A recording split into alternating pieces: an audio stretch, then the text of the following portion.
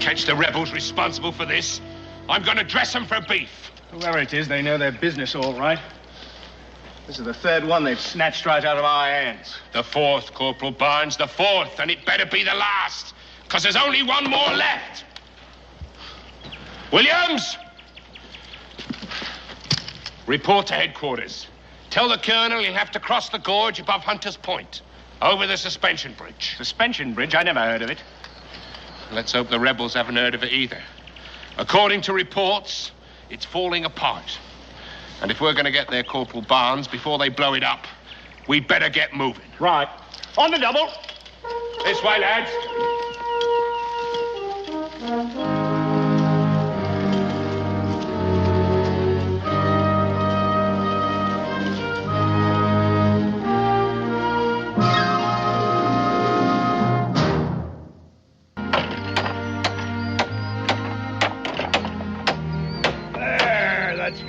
Well, I guess that does it for the braces and supports, Pa. As soon as we get some planking and those loose rails fixed, she'll be as good as new. Looks better than it did last year at this time. We could never manage without it. Hey, Clint, remember the first time you crossed it and took a safety line over?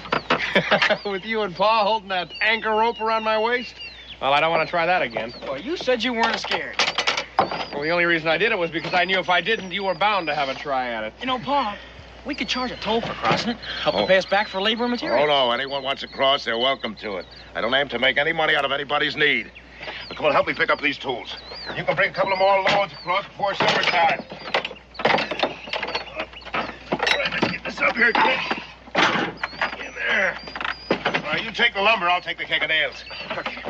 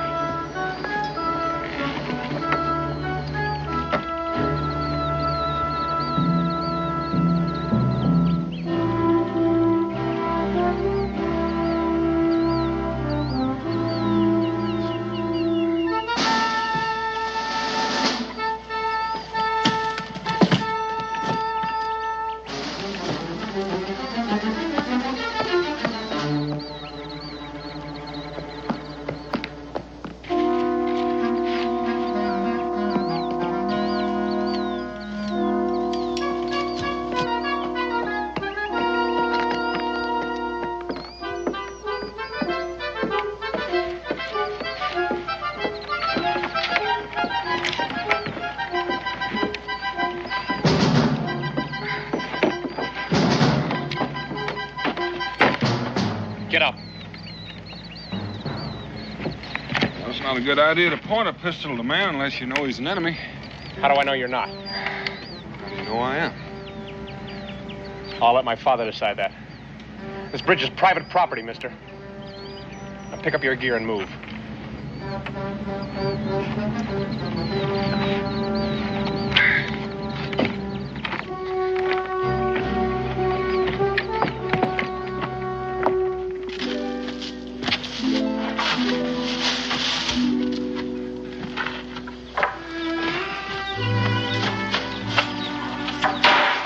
I'm over here, Clint.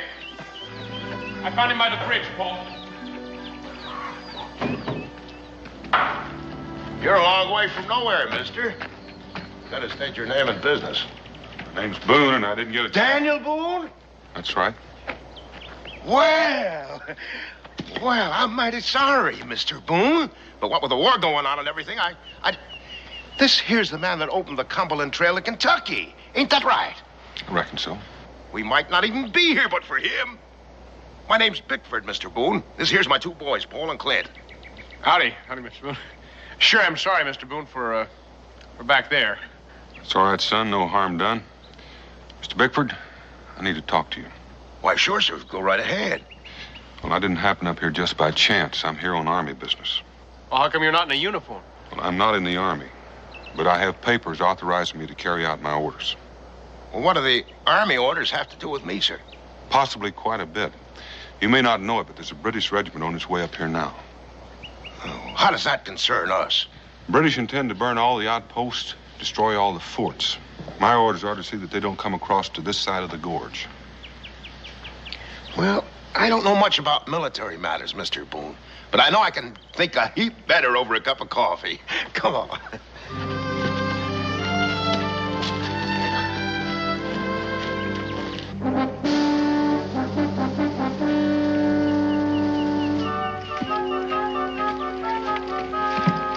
Sergeant! Can't we stop here for a breather? We keep on going till we reach that bridge. We can't keep up with you, Sergeant. We need rest. You men can rest when the bridge is secured. If you insist on going on, sir, you're apt to reach that bridge all by yourself. And if somebody blows that bridge Private Orks before we get there, the colonel's apt to be very, very upset. Now get out! Come on, move! All of you!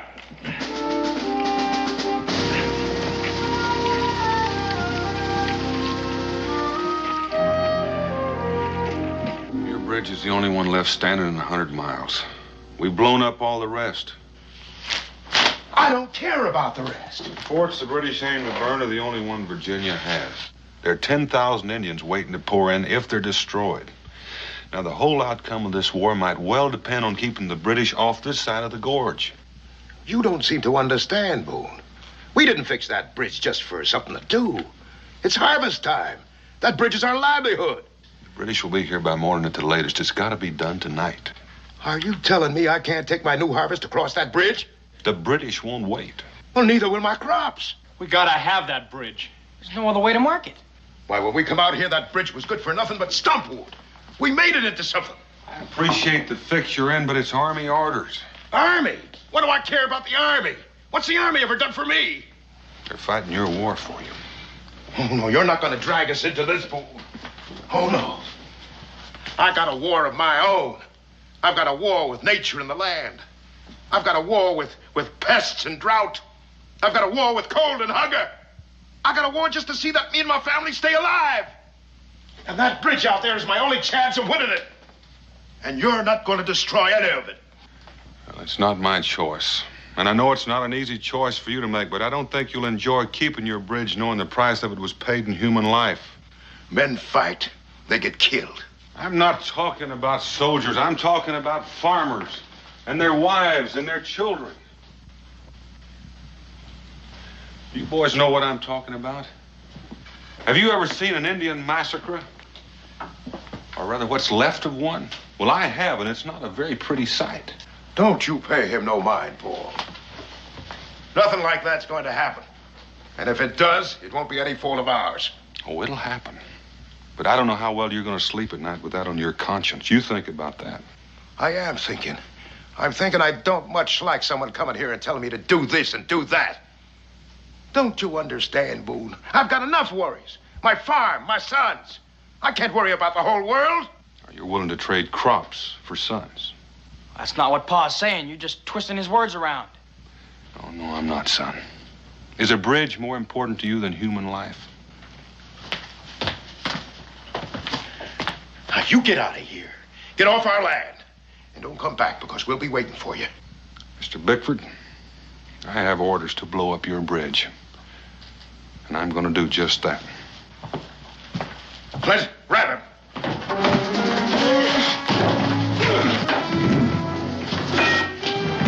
Grab him. Grab him, Clint. Let's go. Why don't you open up the cellar door?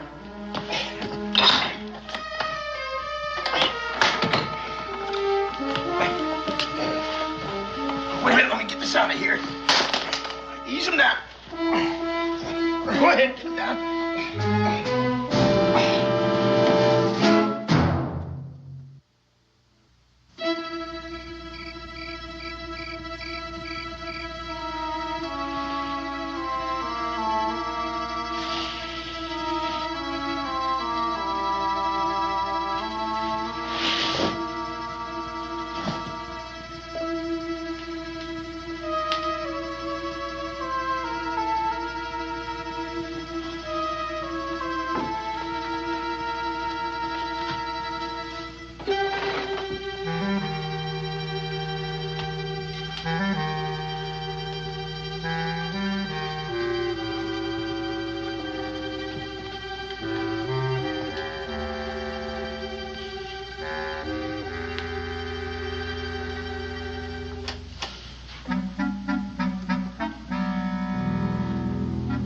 Supper's on.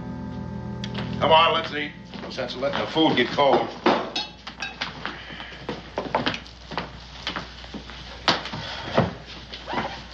Don't you worry about Boone. He'll be all right.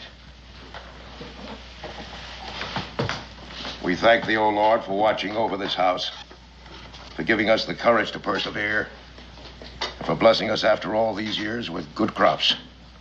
Amen. Eat your food, boy.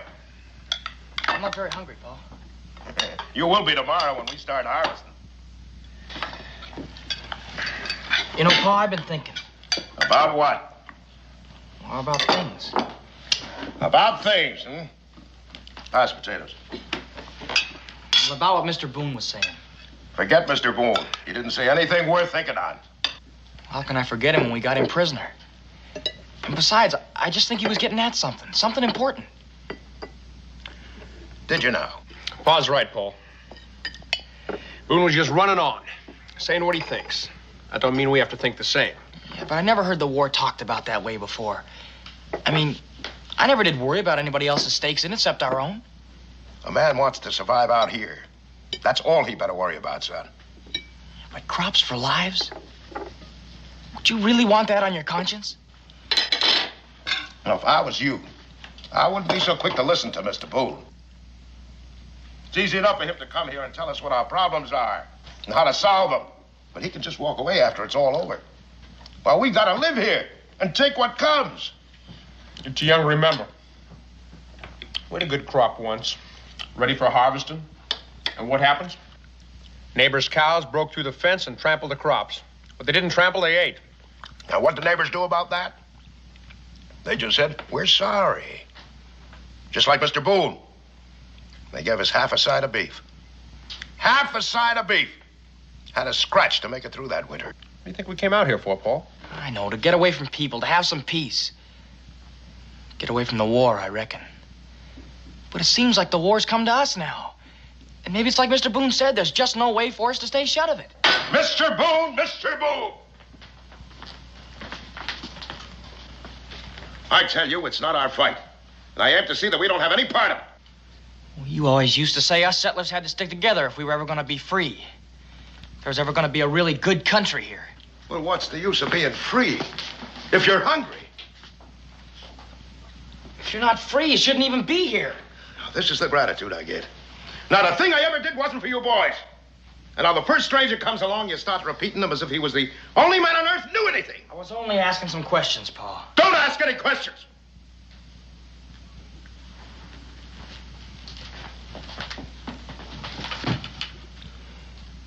Don't ask any questions until you know a little of what life's all about. Well, how can I ever know anything about it if you just shut me up and don't give me any answers? That's enough.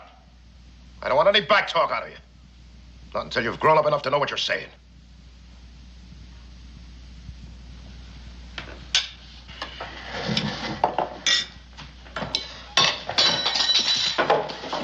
Where do you think you're going? I have a little talk with Paul. You didn't have to be so hard on him. Well, let him simmer down for a while. If I'm not hard on him, how's he going to learn? Life is going to be hard on him, like it is hard on all of us.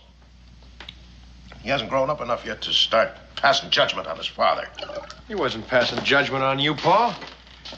He was just trying to sort things out for himself.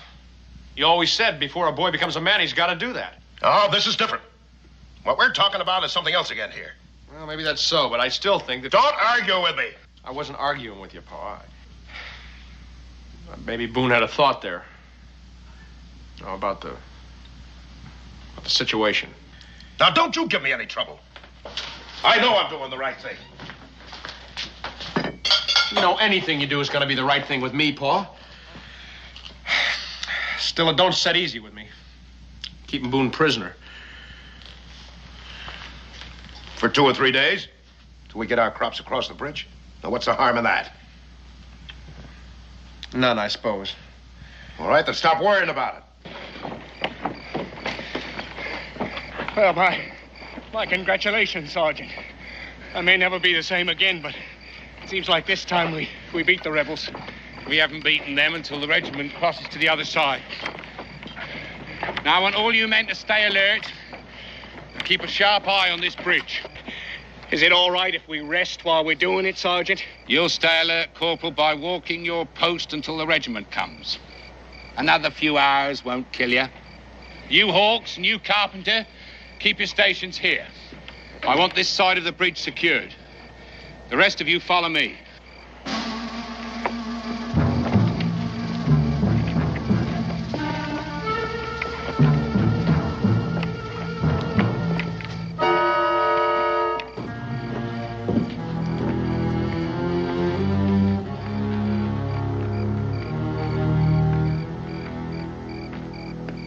You all right, Paul?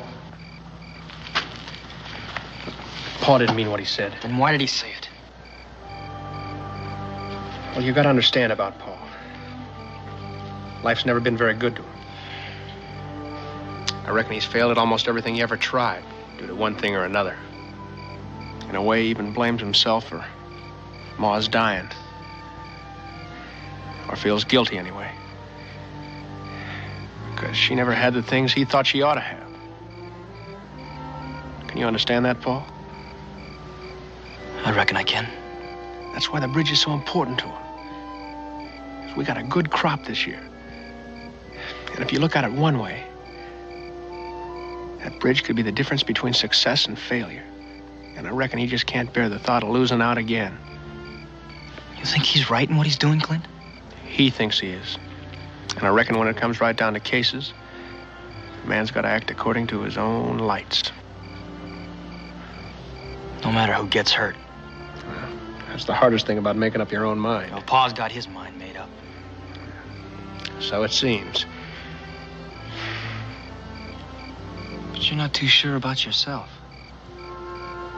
What makes you think I'm not? You stand there and tell me about how I got to understand the way Pa thinks. Only it's not me you're trying to convince. It's you. You know, for someone who's not grown up yet, some of the things you say make quite a bit of sense. No, you're just trying to make me feel better. Maybe. The question is, do you? You know, Clint, I always feel good when I talk to you. You good enough to eat your supper? Yeah, I guess even good enough for that. You go in the house and eat. I'll go help Pa in the barn.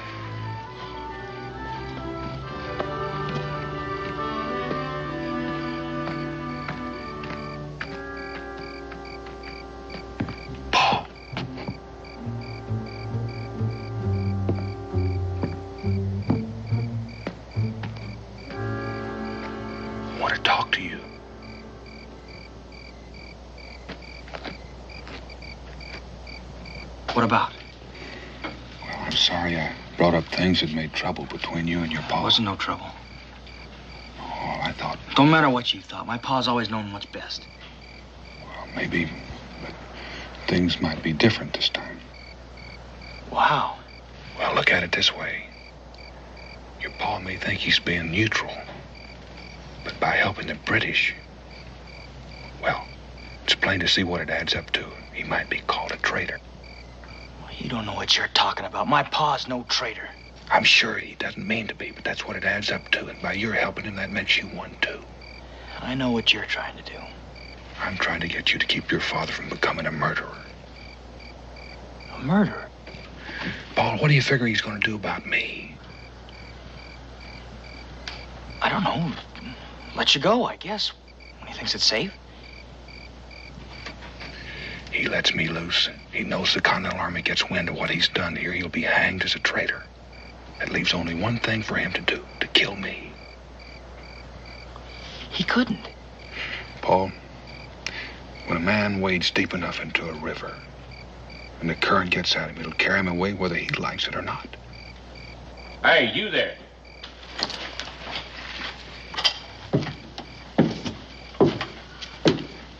You live around here, son?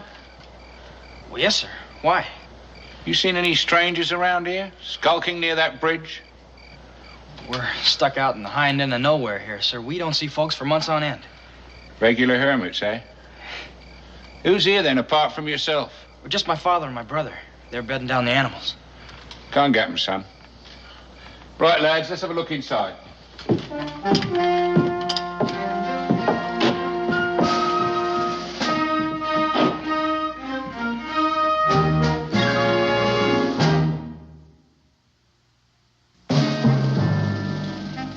Thanks, Mr. Bickford.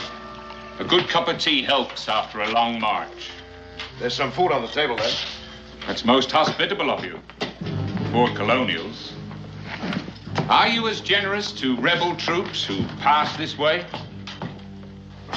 We don't take sides in this war, sir. I should think you'd have a hard time staying neutral. Well, not way out here, sir. There's nobody nearby that would care one way or the other. And besides, we've been very busy tending to our own affairs, sir. That's wise of you. If the rest of the colonials thought as you do, this country would be a lot better off. I presume you own that bridge out there. Yes, sir, I do. Then I request permission for its use in transporting His Majesty's troops. Just go ahead and use it. I reckon it wouldn't do me any good to say no.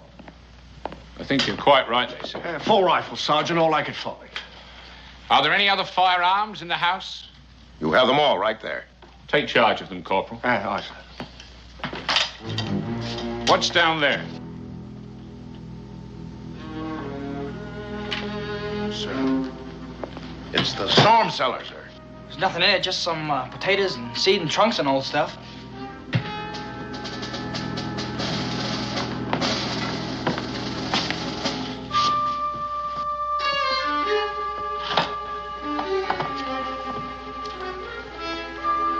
Hey, wait a minute, Sergeant.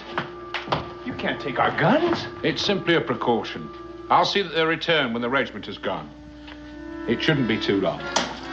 Right, lads, let's go.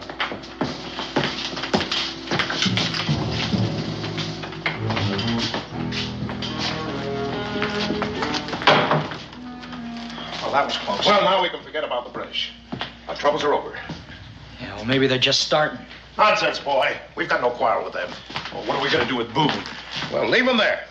He has sense enough to stay quiet. It'd be mighty awkward to try to explain his presence here. All right, you two get to bed. It'll be over tomorrow. And remember, if we're friendly to them, they'll be friendly too.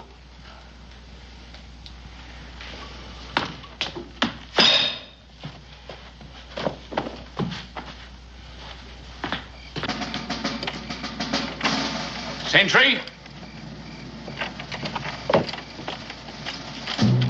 We brought some souvenirs for you. Some extra armament in case you need it. Just put them down over there. Anything going on? It's been quiet as a Sunday in church, Sergeant. Too quiet. I don't like it. Haven't you had your fill of hearing blasting powder going off? That's just what I mean. I don't think I follow you, Sergeant. These colonials we've been after. 4 bridges wrecked right before our eyes, so to speak. It don't seem right they'd not try to get this last one. Well, that's simple. We got here first. Perhaps.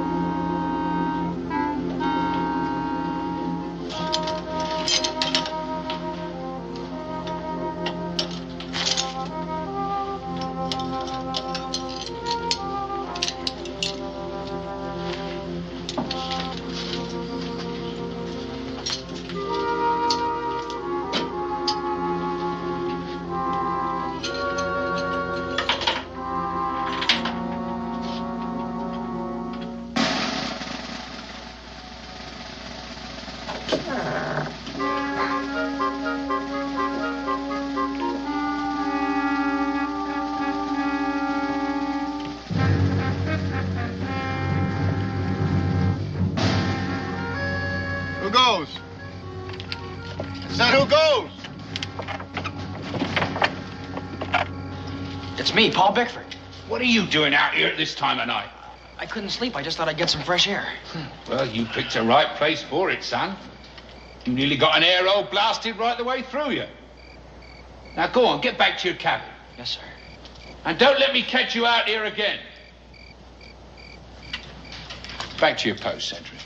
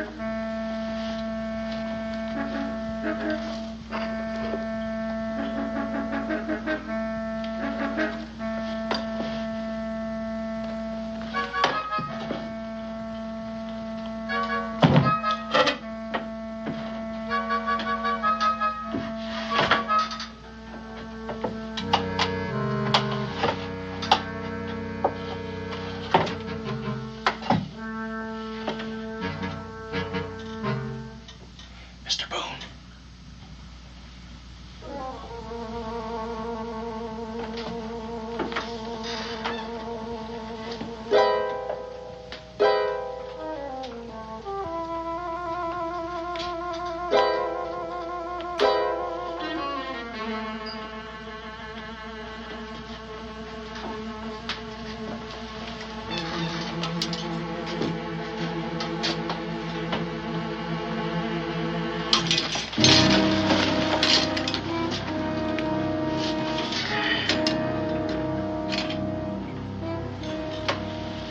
Paul, I hate to do this, but I've got to get out of here.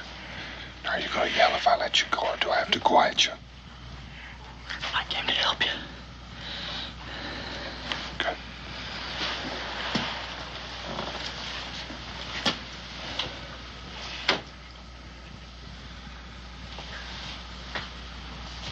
Is there anyone awake up there? No. Mr. Boone, what you said about my pa's becoming a murderer, you weren't lying to me, were you? I wasn't lying. My pa ain't gonna see it my way. But it just seemed to me I sort of had to save him from himself. You'd better get out of here. It's coming on to first light.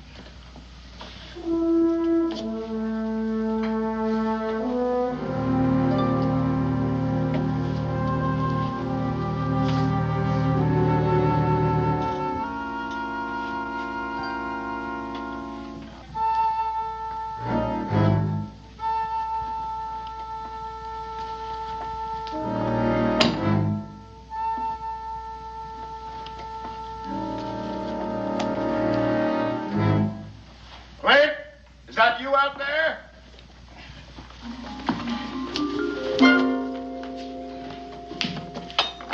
Clint? It's me, Pa!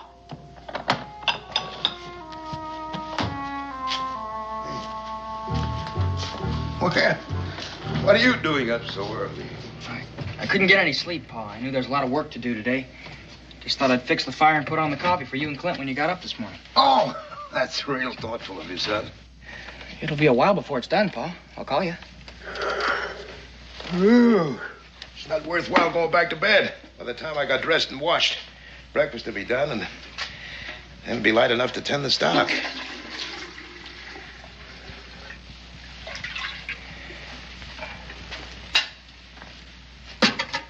Paul, I'd like to talk to you. Can't we talk later, Pa? No, I think this needs saying, so I'd like to say it now. I'm sorry for what happened tonight. That's all right, Pa. No, it's not all right. But a man sometimes says in anger what he don't rightly mean. I know that, Pa. You know, a man's entitled to his opinion.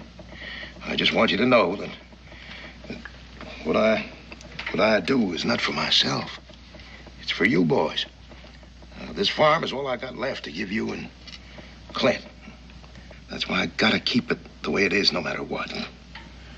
I understand that, Pa. Well, as long as you know, that's fine.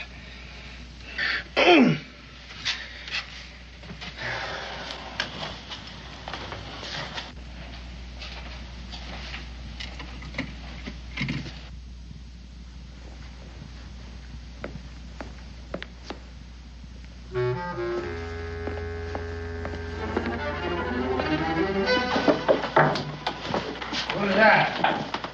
I'm just fixing breakfast.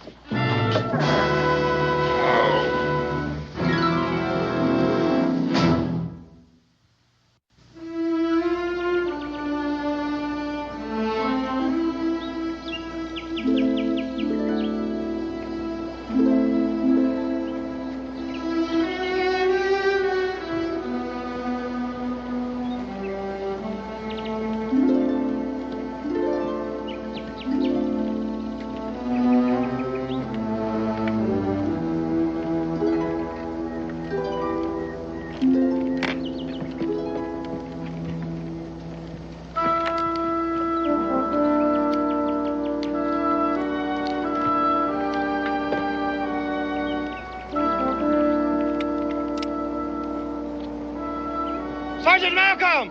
Sergeant! On the double!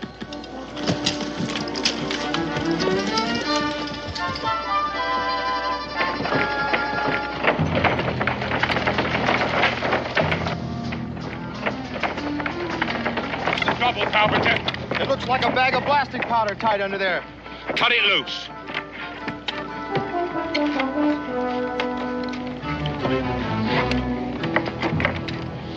It's blasting powder, all right. You men search this bridge carefully. You, sentry, come with us.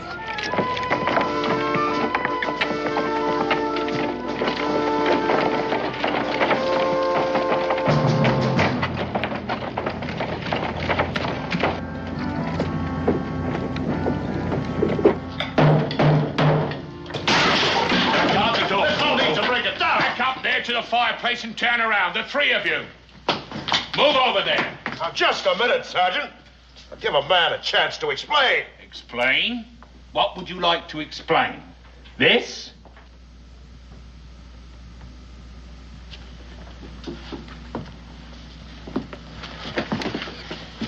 Just some potatoes and seeds and a few old trunks, eh?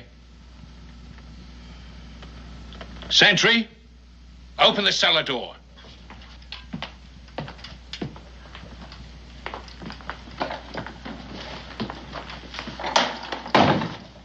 Tell him to come out. Well, tell him, Pa. Tell him you can't call anybody out because there's nobody down there.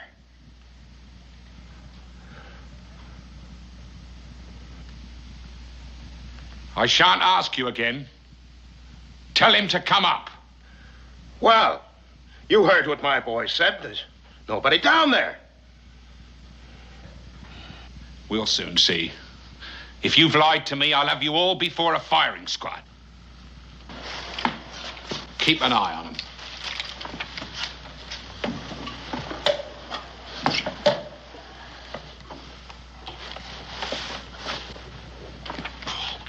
It's all right, Clint.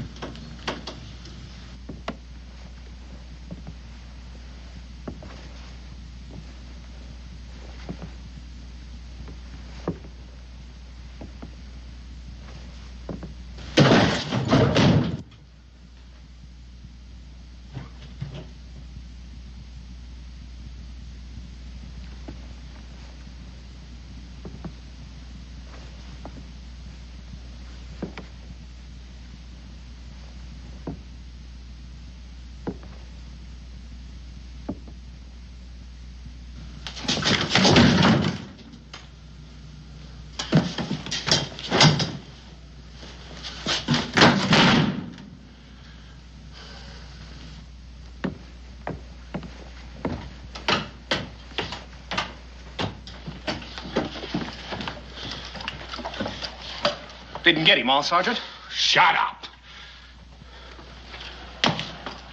Go and search those outbuildings. The both of you. Aye, sir.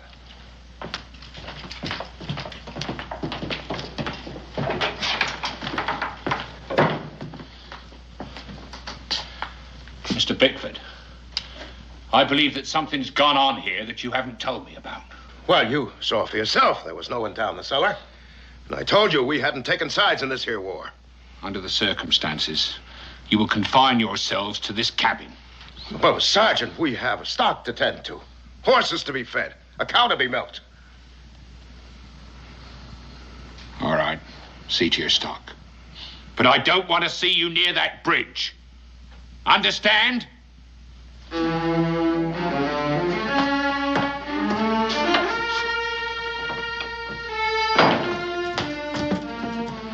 I don't need to ask who let him loose. Or are you both to blame? I did it, Paul. Clint had no part of it. I thought so. Clint has too many brains. Why, Paul? It's like you said, Clint. A man's just got to do what he thinks is right. You young fool. What makes you think you're grown up enough to make a man's decision? Do you know what you've done? You've as good as killed us all. Come back here! Paul, wait. Don't you see? What if Boone had been in that cellar? Well, it's just lucky that he wasn't, that's all. Are you turning on me too, Clint? No, I'm not turning on you, Paul. But Paul did what he thought was right. He couldn't stand to see a man killed.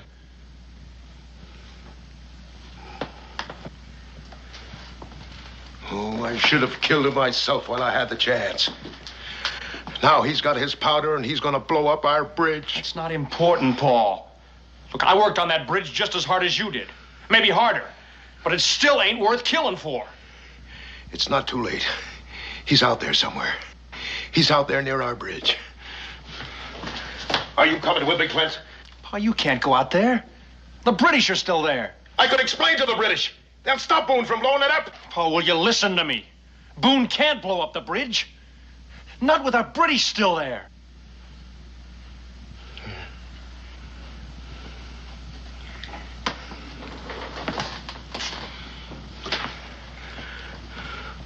Maybe. Maybe.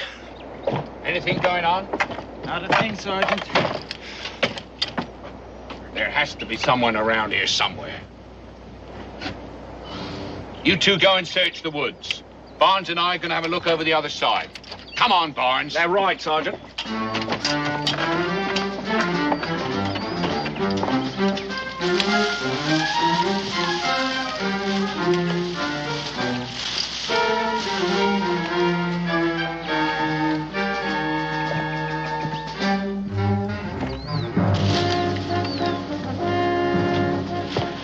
Looking for me.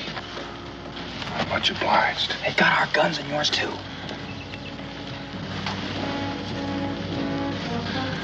Our guns are stashed right over there. And we'll get them back just as soon as the sentries go to the far end of the bridge.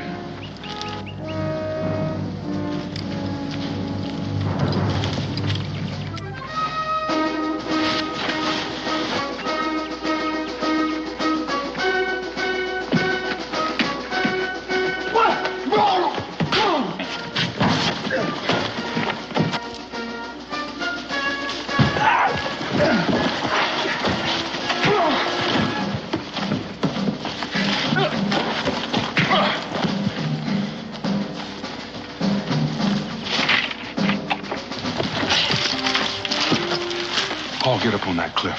Be careful.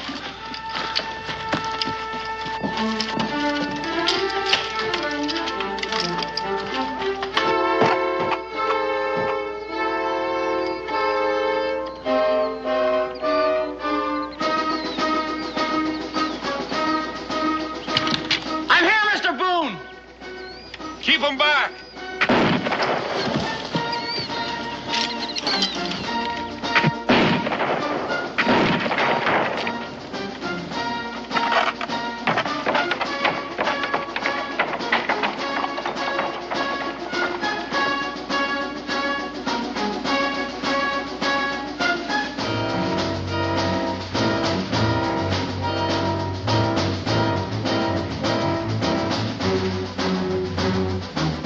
What's happening here, Hawks?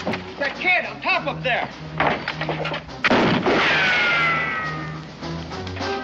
Yeah, never mind him. Get this man on the bridge.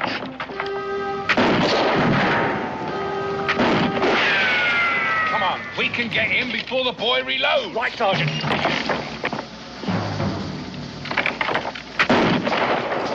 Hey, He's got all those rifles. Get back. no, keep going, keep going. I'll get him, sir. Come on in, Hawks.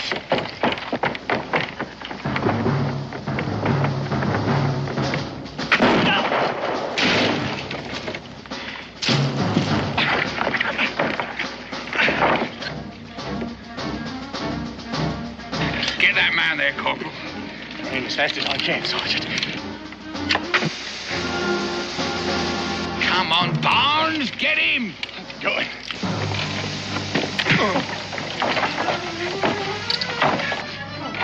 He's not in the clear.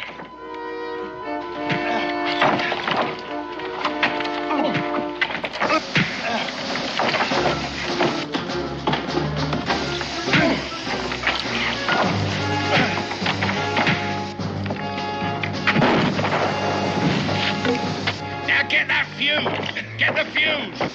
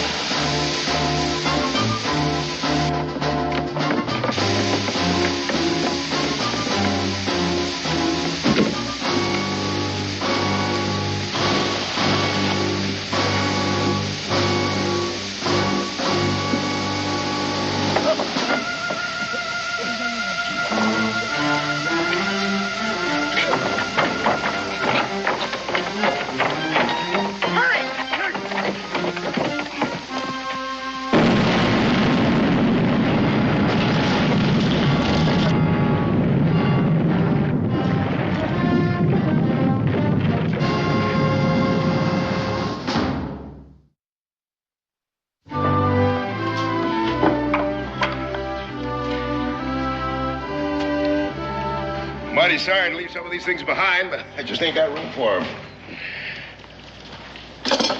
Well, you'll come back after the war.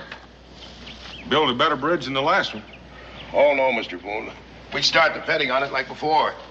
When a man's got just one thing to depend on, he's apt to give it a value which is all out of reason. That bridge pretty near lost me all I hold close. My sons and my pride and my self-respect. It cost me dear, but I'm glad I got it learned in time. And I learned something else, too. Those boys of mine got more brains than I have. You ready to start, Mr. Boone? Anytime you are. Let's be about it.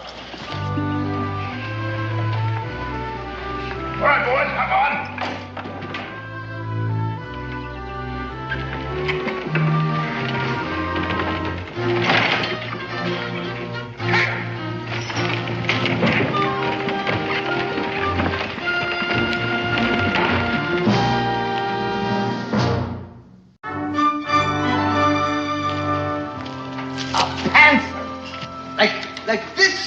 Like this big.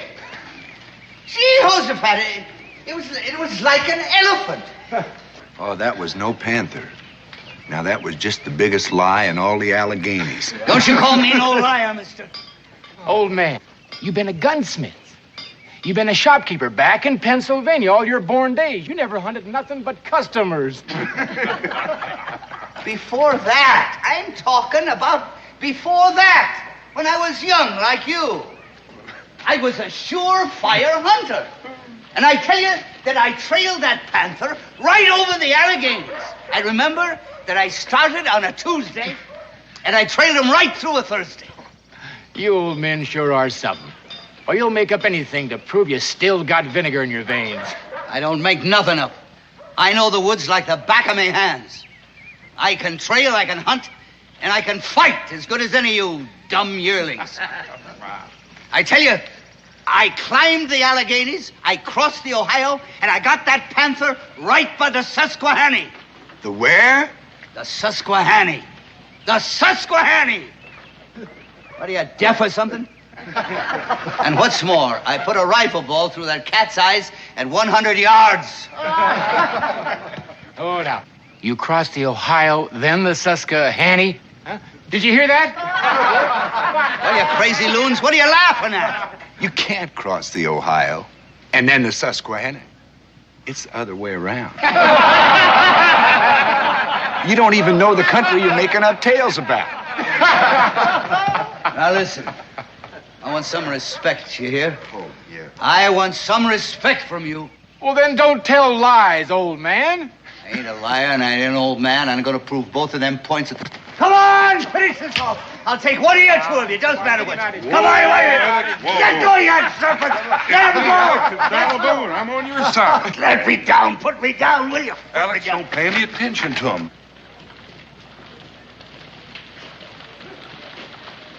Them rivers. Them blasted rivers. I got them mixed up, that's all. Anybody can make a mistake, Alex. Maybe. But you know, when I make a mistake, it's a beaut. Going west, and I set the Ohio before the Susquehanna. It's mud. My brains is turned to mud, you know. Maybe they're right. Maybe I ain't good for anything anymore. Alex, you're just speaking pure old, unadulterated hogwash. You know, I bet you can teach me things about the woods I never knew before. You know, I never should have come here. For 30 years, I hunted in the Alleghenies, and that's the truth. I believe you, Alex. Sure I did. And then I went to Lancaster, and I set me up in the gunsmithy business. And for 25 years, I made me a good living, me and my family. And I taught my son, Jess, all about the gun-making business. And then when I got close to 70, see, I think about retiring. So I give the business to Jess. But he folds up everything and comes out here. And I come with him. You know what I done? Do you know what I done, Danny? Well, Alex. I gave my life away. That's what I done. And I have become a burden to everybody. Well, now, you listen to me. As far as I'm concerned, you're still a ring-tailed he-man. Well, you're darn tootin' I am. You're darn tootin' I am. And I am gonna fight to make them people admit that. You know something? You and me are gonna have to go hunting soon. And I'll bet you can learn me things as sure as there's day and night. Well, I sure can. Yes, I can. It'd be a pleasure to teach you a thing or two. Well, that makes me feel better, you saying that? Yeah, that makes me feel... You get up there, young man, all day long. You're in a hurry when it comes time to go to bed. Thanks, sure, these slow down when you get those boxes. Pa? Mr. Hemming, old Alex, why does he act so silly? Is that any way to talk about your elders? I mean, why does he tell those stories? Well, you know, I figure when I get to be his age, I'll have a few yarns to spin. And I don't reckon I'll exactly like it if every word I say gets doubted. Well, you're different, Pa. Oh, am I? Well, the way he tells it, he makes everything sound bigger and better than the way it is now. Well, if that's how he remembers it, who are we to say he was wrong? We weren't there. Still makes it hard to believe. You know, Israel, something keeps running through my memory. I seem to remember my pa telling me about a hunter named Pater Hemming. Old Alex? I recall that he said that Pater Hemming was something to behold. That he knew more about guns and hunting than anybody in the whole of the Alleghenies. Is that the truth? Well, my pa never lied. Why should yours? See you in the morning. Night, Pa. Night, Israel.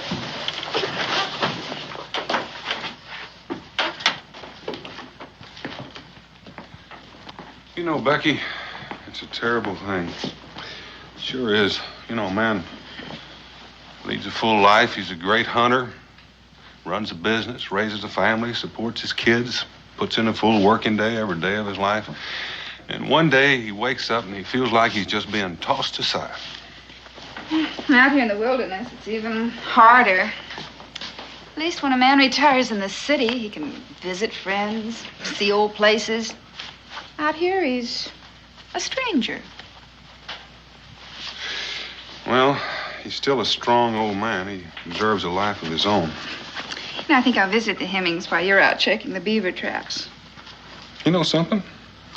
I think that's a real good idea. Ow! I'm sorry, Dan. I hope the Indians don't attack while I'm all wrapped up in this. What are you trying to do, Pa? Hurt yourself? Get out of here. I got work to do. Give me that axe. What do you want to do? Get a stroke work like this in the hot sun? You're too old for this kind of thing. You let go. I can still do a day's work, and I want that. He's right, Pa. Be sensible. Be sensible. Be sensible, she says. Now, do you want me here, or do you want me in my grave? Because that's where I'll be, unless you let me live like a man. Of course we want you with us, Pa. That's just it. We don't want you to get sick or hurt yourself. We want you with us. So why don't you let us take care of you, Pa? Well, then let me do the things that make me feel I'm alive. Mrs. Boone. Mrs. Hemming. Mr. Hemming? Oh. Daniel sent you, didn't he? About hunting, about him and me going hunting together, right? No, I just came visiting. Well, it's not about hunting? Oh, he doesn't have time to go hunting now.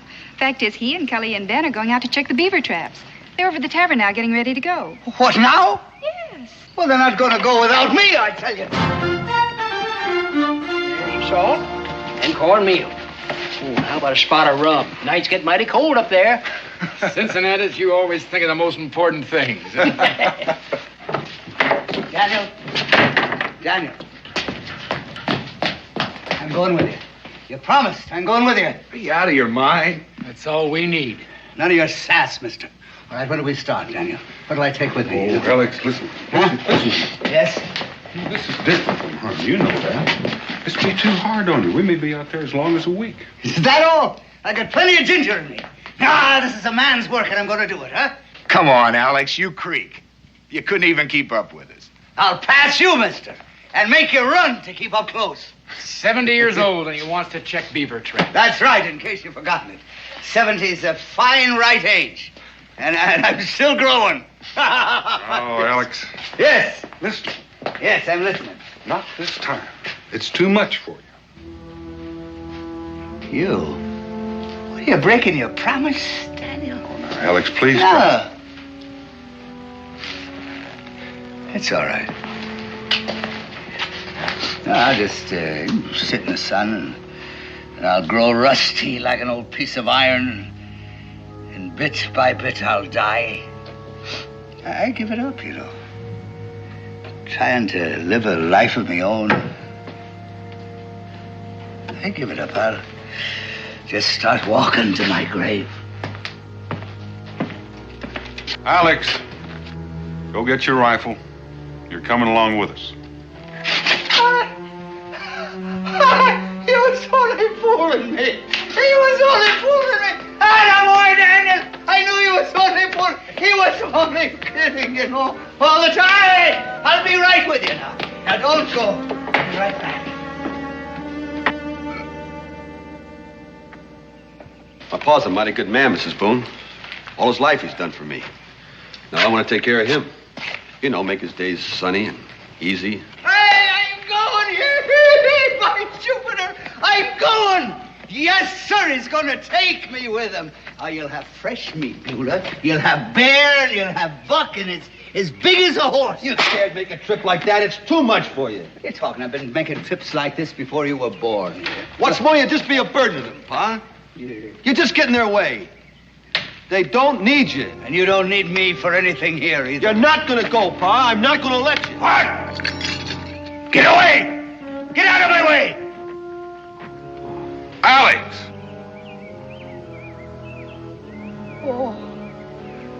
Oh, son. Just look what you brought me to.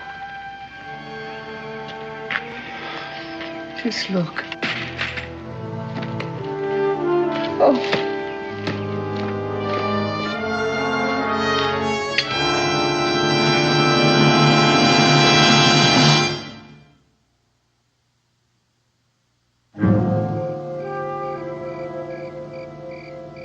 Down in the willow garden, where me and my love did meet, there we sat a-courtin', my love dropped off to sleep. That's real sweet singing. I hope them beavers like it. And the Shawnees.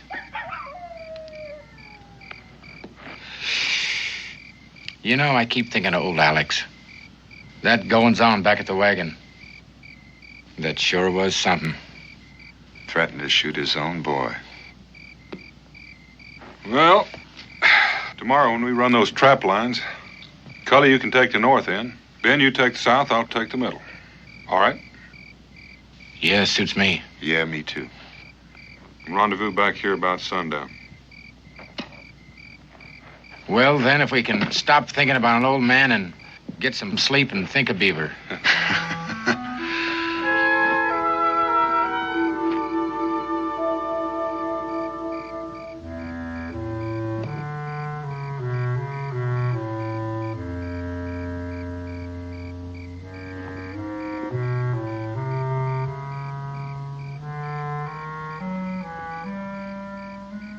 Goodbye.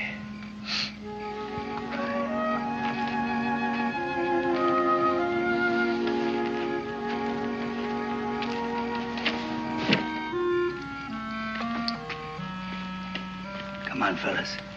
Gonna find ourselves a life we can live.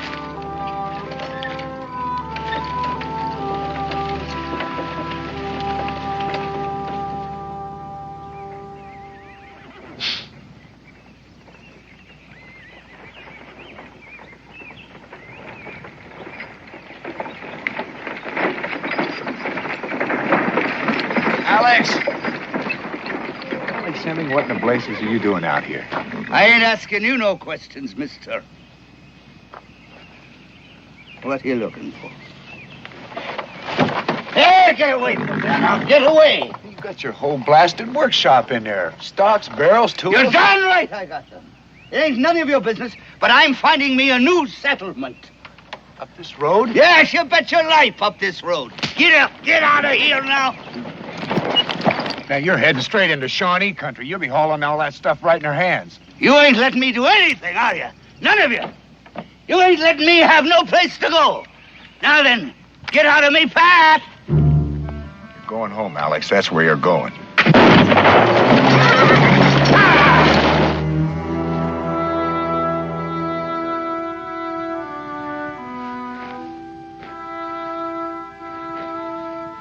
Cully should have been back by now. Well, maybe his traps are full. Yeah. Take more time. Yeah, maybe. Daniel. Ben! Daniel. He shot at me. Oh, Alex, he shot me out there. He done it. He just shot me.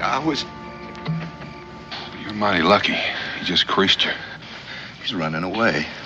Got that wagon load of rifle parts and he's heading straight into Shawnee country. He's what? He said he's looking for a new life, and bang, he shot me. I've been out there for hours. You think you'll be up to traveling? Look, I'll be all right. Just give me a little bit. I reckon this is the end of running trap lines. We're gonna go after old Alex and that wagon before the Shawnee collect them both. We'll have to split up. What for? Well, there's no telling where he's left the trail. We'll scatter till one of us pick it up. And when one of us does? Well, we'll try to convince him his best place is at home. Listen, you ever try arguing with a lightning storm? Nope, but this time we're gonna try. Ben, why don't you hide our gear in that old stump over there? I'll take care of his wound. Right. Let go of them horses, you lamb cracker. What you doing? Let me alone with you. You stop that now, you stop it, will you? Cowards! You heathens, you're gonna regret this the rest of your lives, I'm telling you. I'm telling you. Get away from that wagon! These are yours, old man? Sure they're mine, you bear-greased fool. They're my stock. They're my business. You can put these together? Of course I can. I've been doing it for more than 20 years. Now all of that is mine, and nobody gets a scrap of it. You'll have to fight me first.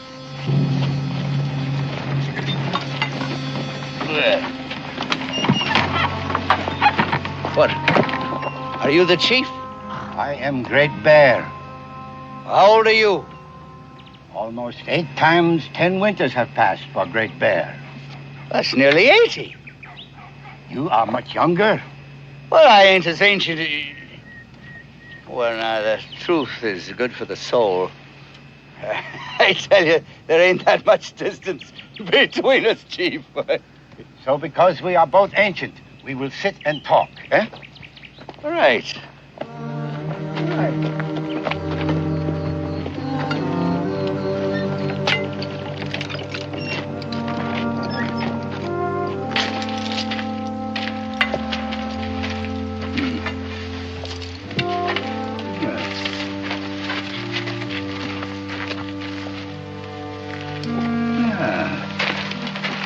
Thank you.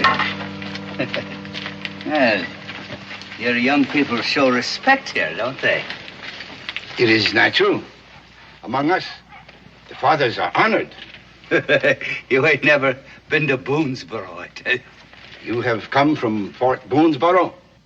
Come. I left. And why? An old man ain't honored there at all, at all. He is like a dog left to go wandering on the edge of the camp, eh? That's right, exactly. A dog. I couldn't have said it better myself. He is like a bone thrown away, like a horse nobody wants. That's right. You know, we think like 2 peas in a pod.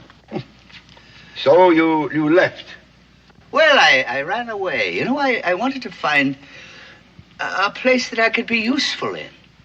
You have left children behind, eh? A son and a daughter-in-law. They're the stumpheads. You know, all they wanted me to do was sit around in the sun and warm me bones. I know. Among the palefaces, they do not understand. There is much wisdom with the old, much to be learned from them.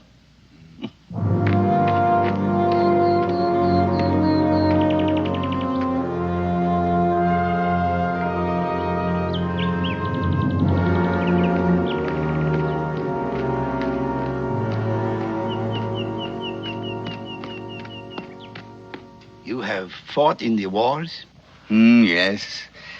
Yes, Quebec. I was with Wolfe in 58. I was in King George's wars in 40. I, too, have fought in wars. English, French, Spanish. You and me, we have seen much and known much, eh? Yeah, I think we're the 2 smartest fellas in the village, if you ask me. Oh, thank you kindly. Thank you. Oh.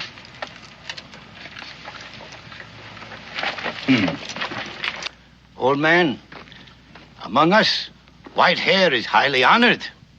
We are leaders and chiefs because we are old. You may stay with us, old man. Stay with you? Live with us. Here you will be honored. Here you will get much attention. You will have position. You will work among us and be highly prized. Work? You will put the guns together for us. You will be sacred and valuable as a great chief. And you will be much respected. That is so. Well, why not? You know, I'd be listened to at least, wouldn't I? And I mean, I'd be useful in the world again. And I could say the things that I've learned and people could learn from me. Then you will stay? Yes, of course I'll stay. Of course I'll stay. I mean, from now on, I will live and work among the Shawnees. Brother!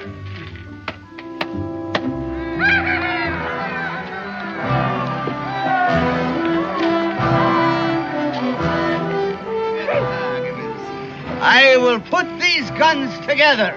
I will work for you and with you.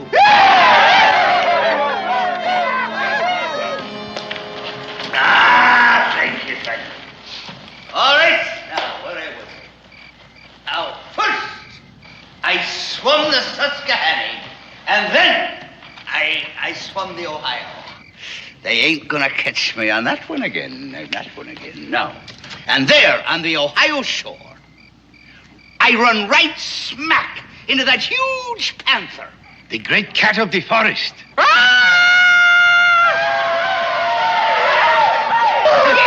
it! Now, that's exactly like he sounded.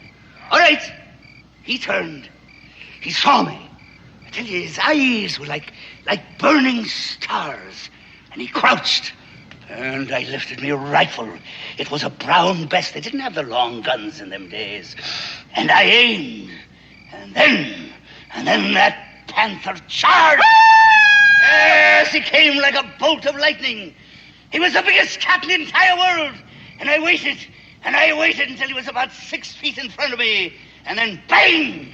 I pulled the trigger, and then I leapt lightly aside, and the cat fell like a stone at me side. I tell you, I had got me the greatest and the biggest cat in the entire Alleghenies. Yes, he went from there, at least over to there.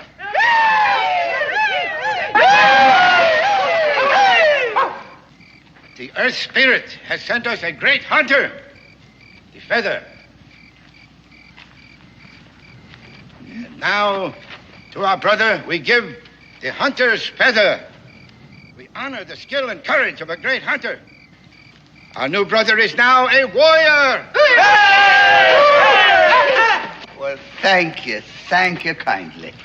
You will teach us, huh? How to hunt the panther your way. Of course I will.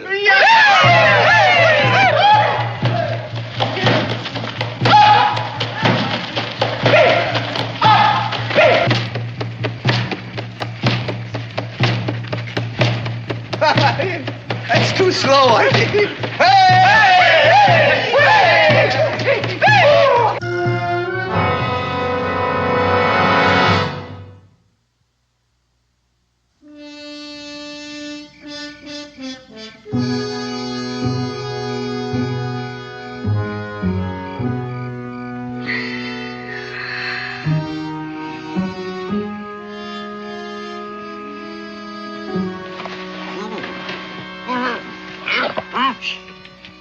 Daniel, keep it quiet.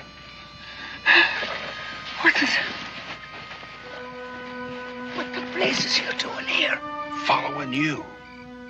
Following me? Why? What for? Well, for one thing, you almost killed Cully. That is nonsense. Well, if I'd have wanted to kill him, I'd have killed him.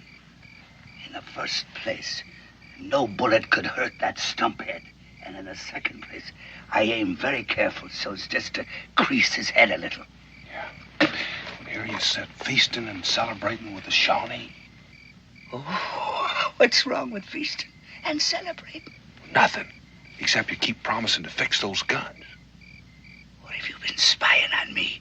Listen, I don't take to people sticking their nose into my business. Well, it's not entirely your own business. I don't see why not. I haven't got time to argue. I've got to get you out of here.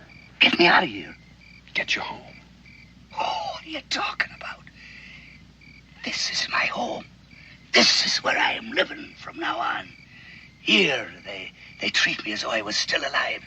Here, they know my worth. Here, they still respect old age. So this is my home. You really mean what you're saying? You're not just stalling them or tricking them? Of course I'm not tricking them. I never meant anything so hard in my life. See, these are my people. And like the Bible says, where they go, I will go also. They honor me.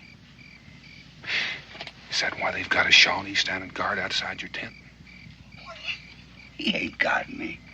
You know, he's more like my servant. Now, that's right. If I want anything, he's up and away like a jackrabbit to do my bidding. Now, that is respect, my boy. You really mean to go through with this rigmarole? You're going to make those guns? Well, why do you think that I left Boonesboro? I wanted to find a life that I could be useful in. All right. Now, if the Indians make my life useful, then I am living with the Indians. And fair is fair. If they give me life, I give them guns. Do you know what they're going to do with those guns? Yes, they're going hunting. For people. They're going to use them to attack Boonesboro. That is a lie. Oh, sure. They honor you. They'll make you some kind of wizard because you can give them power. But those guns are a threat to Boonesboro. They're a threat to your son, your daughter-in-law. Old man.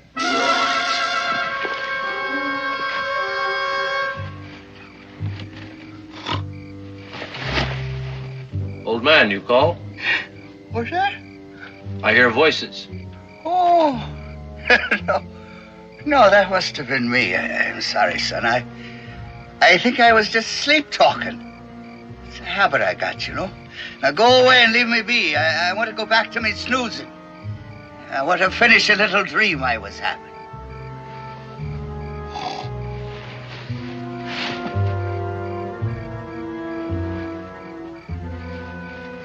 Now listen, Felix, I can prove it.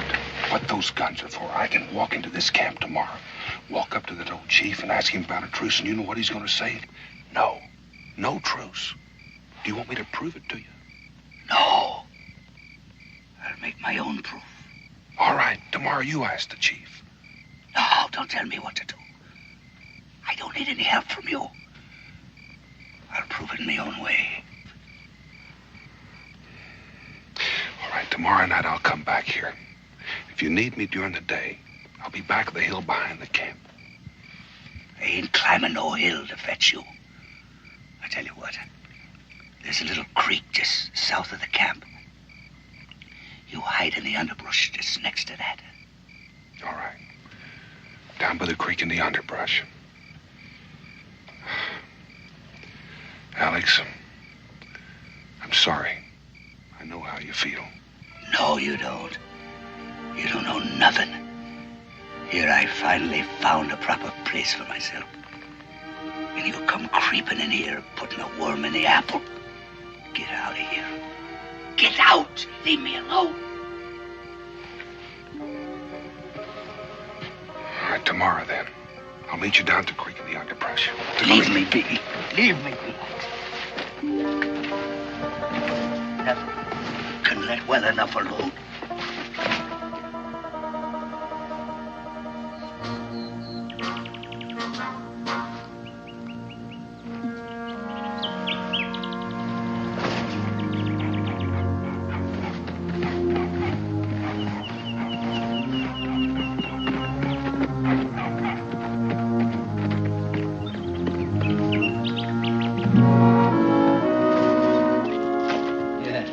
Good morning, my brother. You have slept well? Like a rock. I come to talk to you, Great Bear. Oh? Yes, thank you. You are troubled, my friend? Well, maybe. I don't know. I understand. I understand. I have been thinking much about my brother's happiness. He is alone, but he is still young and still a man. What? Loneliness is poor meat for a man. So today, I think I will send him a squaw, a fine girl, to take care of him. That is what troubles you, eh? What do you mean? Me, a squaw? That's just what I need. So, you will start putting the guns together today. Isn't it? You see, that's what I wanted to talk to you about. Huh? It's a question about them guns. Now, we're brothers, right? And a man that can talk honest with his brother, can he not? A man should talk honest with everyone, my friend. Well, that's my sentiments, too. I am glad. Yes. Now, what is it about the guns? But now, are you going to like use those guns for a attack on Boonesboro? It is the young warriors who want the guns put together. And for Boonesboro. But it is not hard to understand. Do they not take our food from us? The deer and the bear? Do they not take our land from us? Oh, yes. Do they not come as strangers and drive us out? Yes. Then they are the enemies of your Shawnee brothers, are they not? Yes. And they are your enemies, too. They laugh at you. They make you feel as if you are nothing. They have driven you toward your grave. Is that not true? Oh, yes. Yes, that is. So, if we use the guns against them, what difference should that make to you? None. Not at all. None at all. Good. Then we are still brothers. And today I shall send you a fine squaw. Thank you kindly. Great Bear, thank you kindly.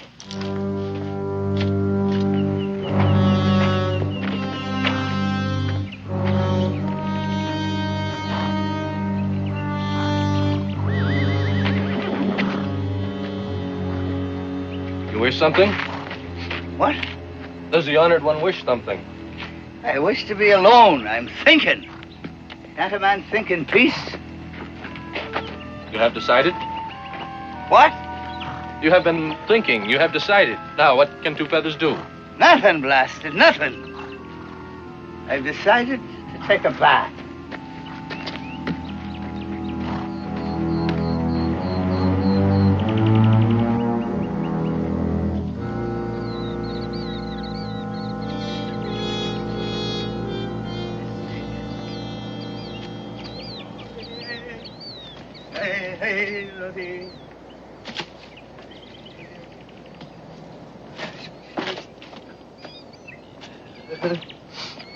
Don't move. Don't move. I got the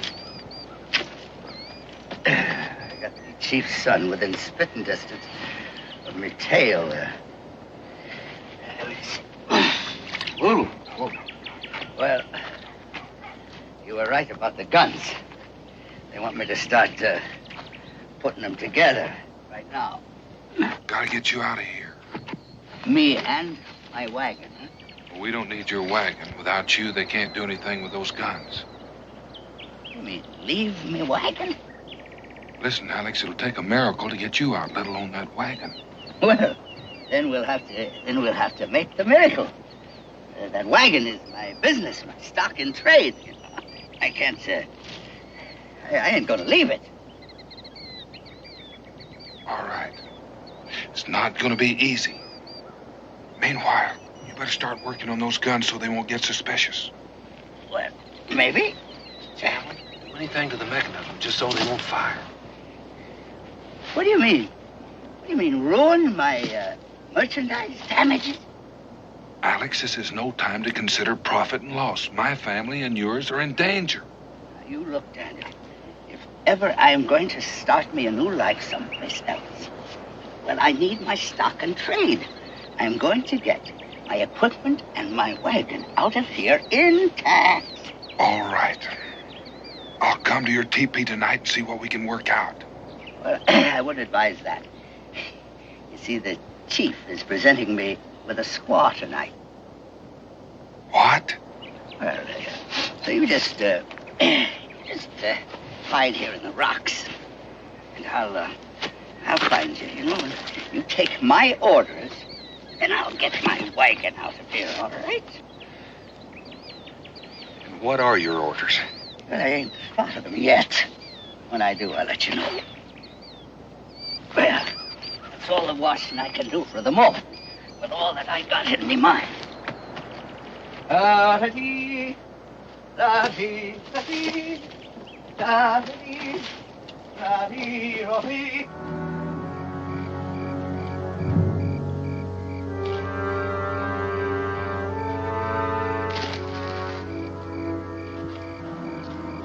Anno.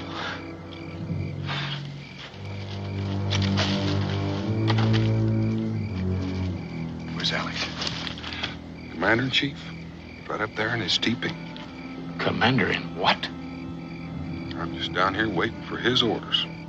You got him prisoner, huh? You got him up there? Well, we had to go up there tonight and out of that teepee and rescue the old buzzard. Not tonight. Why not? Alex's orders. He's entertaining. Enter who? His squaw.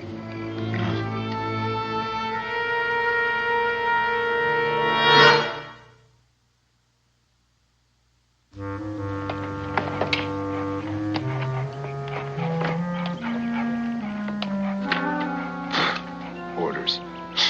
Can you beat that? We have to wait for orders. Oh, on account of that wagon. Yeah, that wagon's his life. It's the one thing that makes him feel independent. Independence for him and more scalps out of Boonesboro. Well, whatever it is, it's happening now.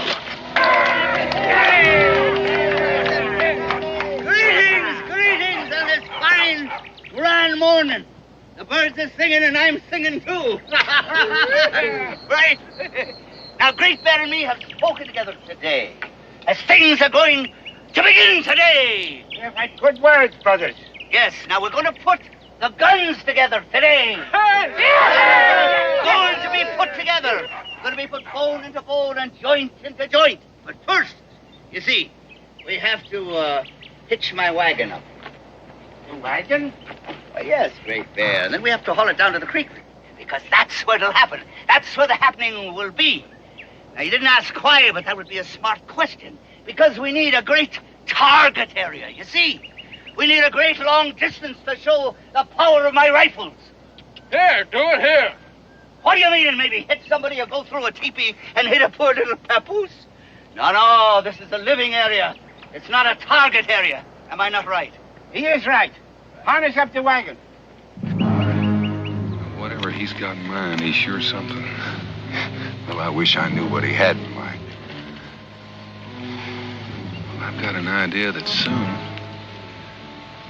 we're going to get some orders.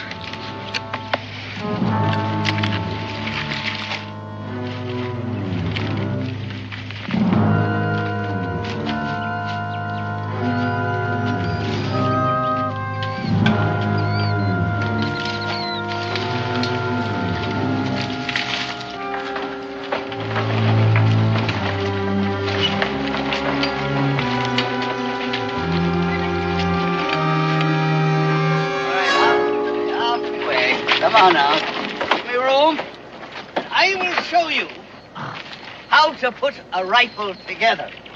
So you watch carefully. Watch the hands of an old-timer, because there's magic still in these old hands. Now, first we have the rifle stock. This is genuine walnut. Now, it ain't polished yet, but she will shine like the sunlight and water when she is polished. Right now, I will show you the rifle barrel. Will you look at it? It's good steel. That's right. Now, I hammered and I tempered and I fashioned this myself in Lancaster. This is a Pennsylvania rifle. You'll notice the long barrel and the short stock. Now, that is the finest weapon in the wilderness. All right. Now, the flintlock. Yes, sir. People used to call me an artist, they did. Would you hold that? They used to call me a master craftsman. And indeed, you know, I do have a great love of mechanical things. You're right, Daniel. He sure is something. You mean he's more than just an old man? Yeah. That it is finished. A real jewel. You like it? Now, give me the powder and the ball. But first, hold that. Hold that now for 1 minute. All right. Here. Listen there. Right. And a bit here. Oh. Here, hold that. And we'll tap it down. A little ball and patch. We'll tap it down briefly. Now, I'll show you. I'm going to show you something. I'm going to fire for you to show how sweet and true she is at 100 yards. And indeed, you know, this rifle can hit the eye of a squirrel at 150 yards. But first, I gotta put up a target. Just hold that. Give me this, please. This I am going to put at 100 yards away. Yes, on that tree there, across the little river. What you got in mind? I don't know. We better be ready.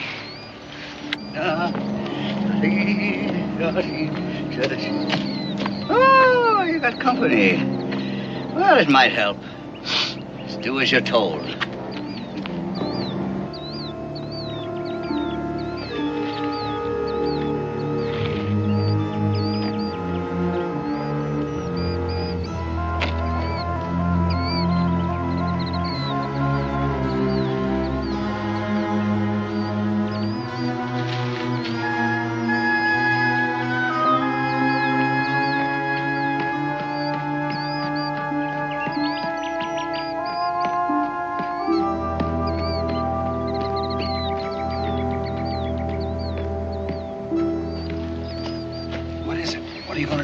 I got a little surprise for them. I've been up all night making guns. What guns? I don't see any guns. Listen, all we can do is what he says. Follow orders. Of which there hasn't been one. Now, brothers, watch. Straight and true. Yes, sir, an old man is going to show you how he can still be steady and clear-eyed, even at 70. Watch. Oh, he can shoot. Seems like it's not the only thing he can do. A rifle like this, my brothers, is easy, it's quick to reload. And she still fires as good, and she stays accurate. Yes, sir. There ain't nothing like the Pennsylvania long gun. It is the finest weapon in the world, you know that. And it's as slick as grease. And it fires just as good at 100 yards, as easy as it can hit one at 6 inches. All right! Go ahead! Fire, you knuckleheads! Over their heads.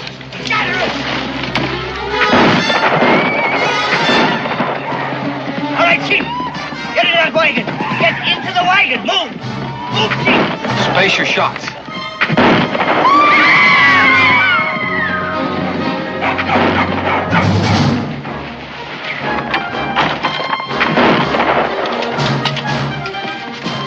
Crazy if he thinks we can pull him off here. Keep back, my brothers. Keep back, I warn you. Look at that. Look, did you ever see anything like that? All right.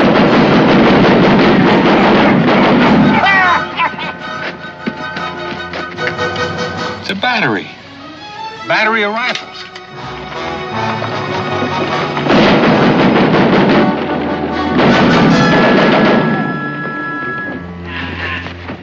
What are you doing, pal? What is all this? What do you mean, what's all this? I caught him. Great Bear. That's chief of the Shawnees. Me, your pa, the old man, Alex Q. Hemming. And I saved me goods. What goods? Where? How? With this. And with these. Well, you great hero hunters. Did you ever bring back a catch like this, did you? And you still think I'm a windbag, do you? Well, answer me, will you? Answer me, you sawed-off stumps. Answer me! Who the devil cares about answering you? I got a score to settle with that Shawnee. That's a fact. He murdered my cousin. They burned my cabin. And raided I my say home. let's lynch. Get back! Stand back! The first man that puts a hand on him will get a lead ball. You ain't learned a thing, have you? No respect for an old man. Alex! Oh, good man. You sure obeyed orders. Orders? I'll give you some orders. Alex, you sure messed things up. We got to get him back to his people and right away. I don't know what you're talking about. Why? Because if we don't get him back, they're going to attack us and we're going to be at war with the Shawnee. War? What war? You kidnapped their chief. You don't know what you're talking about. There ain't going to be a war. There's going to be a truce. A truce with the Shawnee? Hey, what do you think? I can't see further than the enemy knows. What do you think we was doing all the time we was riding here? We was talking. Yes, that's it. And me and Great Bear, we agreed. Agreed to what? The truce, man. A truce. We've both been living a long time, and we learned a lot. And we learned that there's no sense in a war. So we made a pact. And we're going to have peace. What my brother says is true. There will be no war. And this one, he's a very brave and wise old man. My golly, I'll fix you. Son of a gun, Alex. All right. Thank you. Yes, and I could use a little nip, you know. My Blue Thunder, huh?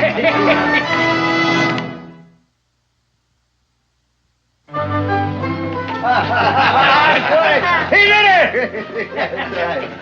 Now, there we are. Mr. Hemming, a spot of my best Blue That ain't Thunder. the kind I need it very much. Now, you might ask, if we attacked Boonesboro, what difference did it make to me? Well, it made a lot of difference. I had to save my town. Did I not? So, that night, I got this plan working. And I left my poor squaw snoring away in my wigwam. And then I crept out, you know. And I climbed that wagon, and I started to put them guns together. I was as silent as a mouse. Then when I had finished, you see, well, I covered the whole thing with a tarpaulin so that nobody'd be the wiser. Now, that was my master plan. How about that now? Of course, that's a delightful story. But I'd like to now tell you another one. I'd like to tell you a story about a panther. You mean the biggest panther in all the Alleghenies? The one you killed when you were a young man. That's right. You see, there he was, on the banks of the Ohio. He'd stop for a drink. And I called to him. And he turned to me, and bang! I put a rifle ball through his eyes at 100 yards. 100 yards. Yes, sir. That panther knew who done him in. Alex Q. Hemming. That is who. Oh, we believe you. Hmm? Don't we, Ben? To what we've seen today, right.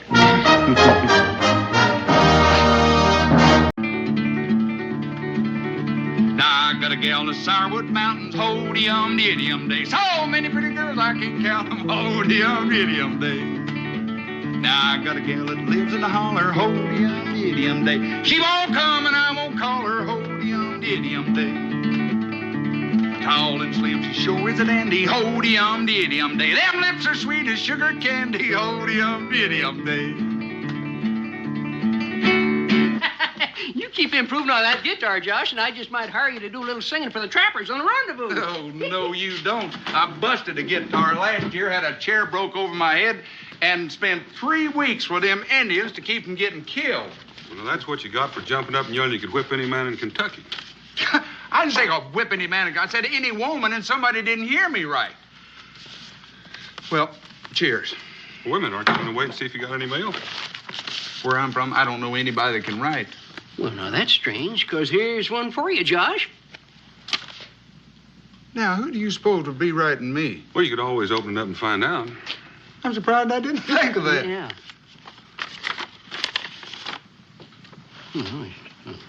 What do you know about that? What do you know about what? How do you expect us to know anything when we haven't had a chance to read it yet? Dan, look at that. Mr. Josh Clements, dear sir. As executor for the estate of the late Langston Clements, it's my pleasure to inform you that you have been named as the sole beneficiary in his will. I would appreciate if you would call at my office at your earliest convenience in order that the transfer of certain properties to your name may be accomplished. Sincerely yours, Marcus Whitmore. Is this the rich uncle you've been talking about? Yeah, but I don't understand that. Why he mentioned me in his will, I don't know. Nicest thing he ever said to me was ne'er-do-well or... Just how rich did you say your Uncle Langston was? I don't know. For sure. But the last time I visited him, I'll tell you this, he owned a goodly portion of Virginia. Well, now, seeing as how you come in all this money, don't you think maybe you could pay me that $50 you owe me? Cincinnati's $50 is about all I got in the world right now. I got to go to Salem, check out that will. I got to live somewhere while I'm there. Now, would you want a wealthy man like me sleeping in a livery stable? Putting on airs. He ain't even been rich 5 minutes yet. You know, Daniel, by the time he gets back from Salem, he won't even be speaking to us common folk. Now, you know me better than that. I'm not the kind of fella that forgets my friends. Yeah, well, I ain't the kind of a man that forgets $50. Well, that's for sure. You know what? When I get back, I might buy Kentucky and give you half of it, just to show my appreciation, Cincinnati.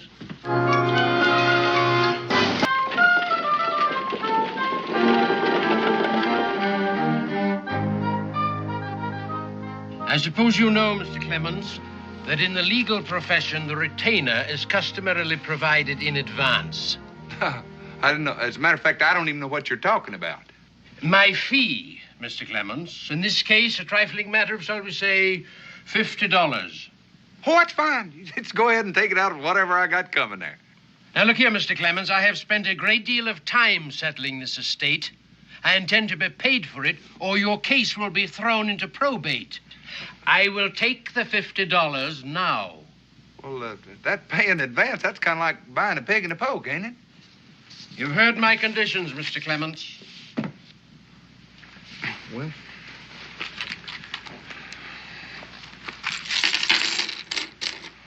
there it is. I don't mind telling you, that comes close to cleaning me out. Excellent. And now,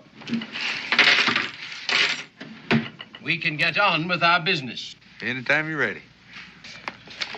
The last will and testament of Langston Clemens. I, Langston Clemens, being of sound mind, do hereby will and bequeath to my nephew, Joshua Clemens, clear title to one section of land which I recently acquired with this bequest in mind. Said property is located on the Kentucky River near the present settlement of Boonesboro. Hey, that's right close to where I live. To the best of my knowledge, my nephew has spent his life in a most carefree fashion and in avoiding honest toil. As a consequence, he has none of the skills which might make him a man of honest substance. To remedy this lack of knowledge, I also bequeath to him the ownership of my most trusted slave, one Jonah Wills, who will instruct and counsel in all matters pertaining to the land, the construction of the manor house, and the conduct of same, toward the end that my nephew shall belatedly achieve and maintain a position of importance and respect in the community. Well, if my uncle plans on me starting farming, it seems to me that he ain't quite as sound of mind as it said he was up the top there. You go ahead. That's all. That's all. Now, look, I'm supposed to be the sole heir, and I happen to know that he had a big plantation over near Richmond. Well, your uncle was a very philanthropic man. He disposed of the bulk of his estate before his death and distributed the money among several charities. He apparently believed that you were capable of fending for yourself. Well, I appreciate all the confidence my uncle had in me, but right now I'd settle for just a little cash. Perhaps you'd like to read it. No, well, I'll take your word for it. I'll make you an even deal. You give me my $50 back and you can have that property. No. I couldn't do anything like that, Mr. Clemens. Now, here is the deed and location of your land, and here is a letter proving ownership of one Jonah Wills, a slave. What do I want with a slave? And in my opinion, your uncle has detailed that most explicitly. He might have detailed it, but that don't mean I got to carry it out. But I fail to see how you can avoid it.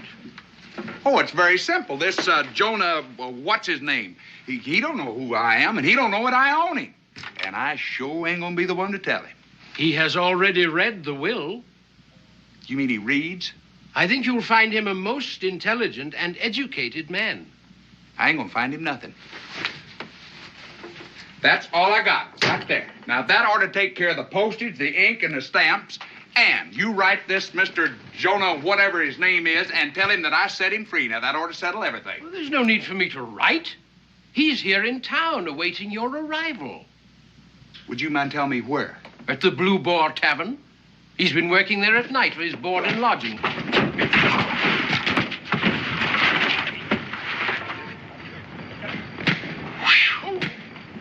there's anybody in there alive.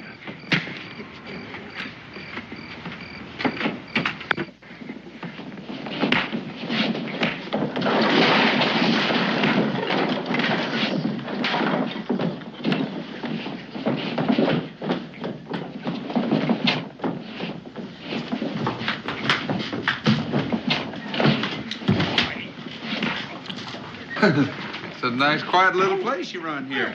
Yeah, I know. You had us in a real slow night. Sometimes there's a lot of action going on. Oh, I'll bet you do. Yeah? What are they fighting about? Oh, the bouncers just thrown out a couple of deadbeats and couldn't pay their bills. You don't mean to tell me one man's going to throw them three out? 3? There were 5 to begin with. He's already thrown 2 out. Yeah, they passed me as I was starting in. Ah, yes. What's your pleasure, stranger? Huh? What can I do for you? Oh, I'm looking for a man named Jonah Wells. Somebody said he worked around here. He's working now. Would you mind telling me where? No, right behind you.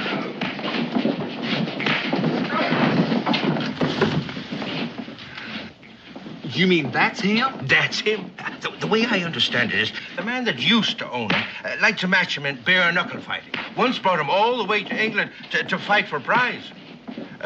What is it you want to see him about? Well, I just wanted to talk to him for a little bit. Oh, you want me to call him on over? No. There's no trouble. Don't believe him interrupting a man when he's working. Just pour me a mug of rum and I'll wait till he's through. I've hired a lot of bouncers in my day, but I want to tell you that this black here is the roughest, toughest, best man to keep law and order in a place that I've ever seen, and he works cheap, too. Well, now, if he's that valuable, you might be interested in buying him, huh? Buying him? That's what I said. What should I buy him? I already have him. But that don't mean you own him. Now, listen. You know, the man that owned him upped and died. You've heard of the phrase that possession is 9/10 of the law, huh? Yeah, but that's where you figured wrong. You see, it so happens I own him. Now, look, and mister. I don't have any particular use for him. Now, I figure I can offer you a real good price on him. Say, $50. $50, huh? Tell me something. How come if you own him, you didn't recognize each other? Because I haven't owned him that long, and I never had the chance to meet him before. Oh, you expect me to believe that, huh? I don't really care whether you believe it or not. I figured I'd just offer you a bargain. Oh, no. You figured on cheating me out of $50. That's what you figured. Now, you pay up for this drink and get out of here. I can't stand liars. And I don't like being called one either. Now, I got a paper right here. I'm not interested in papers. Now, come on. I want to get paid for this rum. If that's all you're worried about. It so happens that...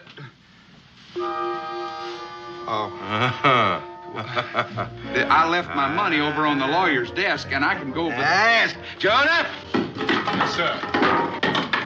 Now listen, sir. Do you want me for something, Mr. Wilson? Yes, Jonah. We got another deadbeat here. Throw him out. Now, you wait a minute, because Throw him out. Listen, I got no paper in my pocket. If you just let me... Well, at least you might give a fella a chance to do a little explaining. All right, now I've done it. Now I'm mad.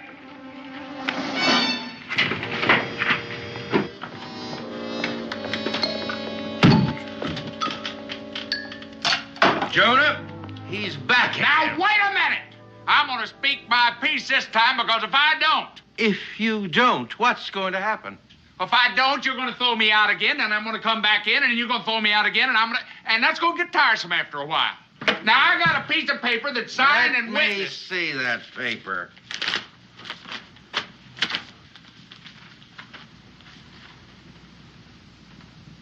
Yeah, it looks like the real thing, Mr. Clemens. You believe it's a real thing. Oh, you're Mr. Josh. I recognize the resemblance now. Well, it'd have been a whole lot better for me if you'd have noticed that a little earlier. I've been waiting for you for a whole month. Well, it took a month to get this letter, and right now I wish I'd never gotten it. I'll get my belongings. But wait a minute, that might not be necessary. Now, if you give me that mug of rum. What mug of rum? The one I got throwed out for. I didn't get the chance to finish it. Oh, listen here, Sonny. You ain't paid for it yet. Well, the way I got it figured, if I went to all the trouble to get throwed out because I didn't have the money to pay for it, I got a right to drink it. Well, I figured that you still owe me for the mug of rum, huh? All right. Well, you're just going to have to throw me out of here again. And don't look to Jonah, because he don't work here no more.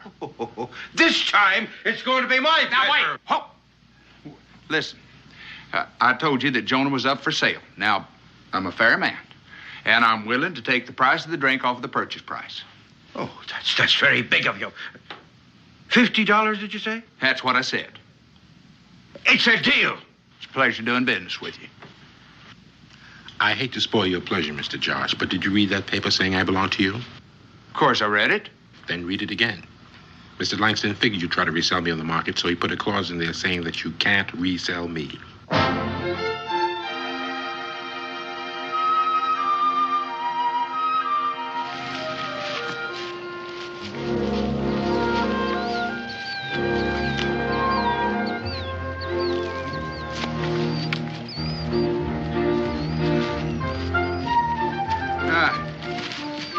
Looks like a good spot right there. Now, you get some wood for a fire, and I'll go out and see if I can get us a little game. I don't think I ought to do that, Mr. Josh. How many times I got to tell you? Don't call me mister. Just call me Josh. I can't do that either. Why not? Because that's just not done. If I were to call you by your first name, it wouldn't show the proper amount of respect. I didn't ask you to respect me, just asked you to build a fire. And like I said, I don't think I ought to. I'm waiting. Waiting for what? I'm waiting for you to tell me why you can't build a fire. It's one of those things you simply have to understand. Here, I am your body servant. As your body servant, I have certain duties to perform. Building fires is not one of them. Well, as of now, it's a duty you just took over. You certainly have a lot to learn. You build the fire, and I'll get the meat. After supper, I'll start teaching you. Teaching me what? How to act when you own a slave. Excuse me.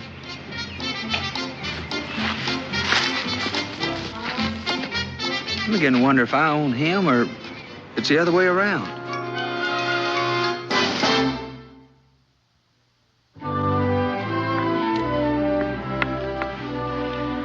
Now, the first thing you'll have to learn that there are different kinds of slaves. There's the field hands and the household help and the coachmen and the groomers and the stable boys.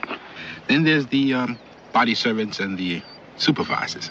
Now, as a slave owner, you can't make one slave do another kind's work. Well, which one of these classes did you fall into?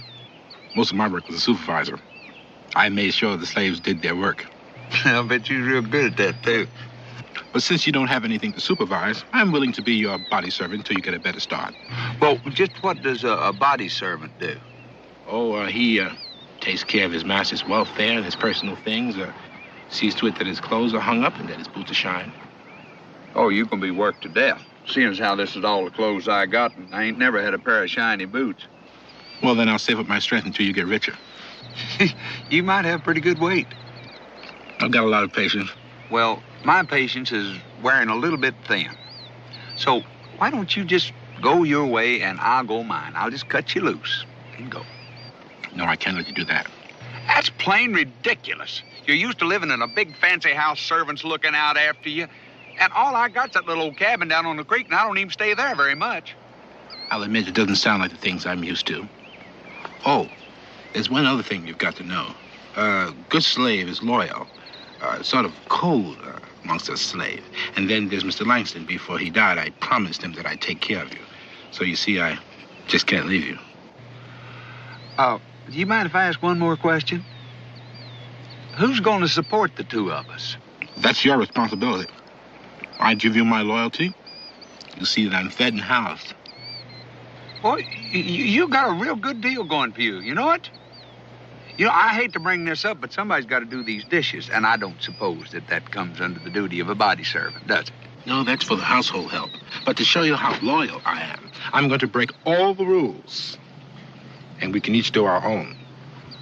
That's very decent of you.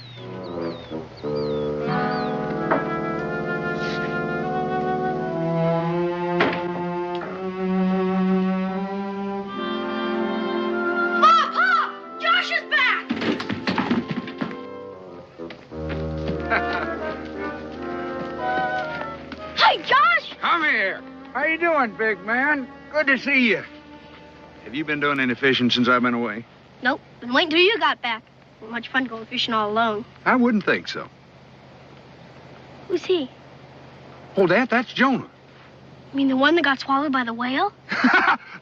No, I do believe that was a different branch of the family. Hey, Daniel! Hi, Jonah. I'm Israel Boone. It's my pleasure, Master Boone. I'm no one's master. I'm just plain Israel. You a friend of Josh's? Not exactly. You see, I belong to him. Belong to him? That's right. You mean you're his slave? That's right. Is that why you're walking behind him? That's where a slave is supposed to walk. That's sort of a silly rule. Did Josh tell you to do that? Not exactly. You see, I told him. Your friend Josh is not used to being owner of a slave, but he's learning. Shucks, around here, folks won't know the difference. Hey, since you're going to be living here a spell, come on down and meet my mom and pa. We'll get to be good friends. We thought we might see you driving up in a coach and four. It's nice to see being wealthy hasn't changed you. Well, you know how it is with us millionaires. We've got to remember when we were poor. It shouldn't be too hard. It's only been about a week. Ma, this here is Jonah, Josh's slave. Israel, that's no way to introduce a person. Hello, Jonah. It's my pleasure, ma'am. Welcome to Boonesboro, Jonah. You're very kind, sir. Dan, Josh and his friend must be tired and hungry. I think the least we can do is offer them a meal. Becky, I thank you, but I'm not too hungry, and I got to get on over to the fort. How about you, Jonah? Ma'am, I'd appreciate a good meal. Mr. Josh's cooking is not very good. Then come along. Did I hear him say that you've been doing all the cooking? Yeah, but he does his own dishes. Well, maybe I'm wrong, but I've always understood that one of the arguments for owning slaves in the first place was that they take care of you. Did you ever own one? No, I don't believe that. Well, it's not as simple as you think. He's a very high-type slave, and household chores ain't one of his duties. Well, what does he do? Hangs up my clothes and shines my boots. Well, I got to get on over to the store. I got to pick up some supplies. That's another thing about slaves. You got to house them and feed them. I guess that's it. That's nice. Get that together, put it on my bill, and I'll send my boy over for it a little bit later. Your boy? Oh, you don't know about Jonah, do you? No. Jonah? Who's Jonah? That's a slave I brought back with me. What do you need a slave for? Well, take care of my interest when I'm not around, I guess. Just exactly what interest you have outside of that old shack you live in? Yeah. You are now looking at one of the landed gentry. There is a deed to a full section of Kentucky land right down there on that river. What? A full section? Yeah. Well, do you aim to take up farming, Josh? No. I figure I'll go ahead and trap like I always do and leave the farming to my help. Would you pour my friends a drink and get yourself one, too, Cincinnati? Well, I suppose we'll just put that on your bill, huh? Now, you wouldn't want to lose my trade because you refused to extend me a little credit, would you? Well, no, I wouldn't want to lose it, but then again, I ain't too sure I can afford to keep it.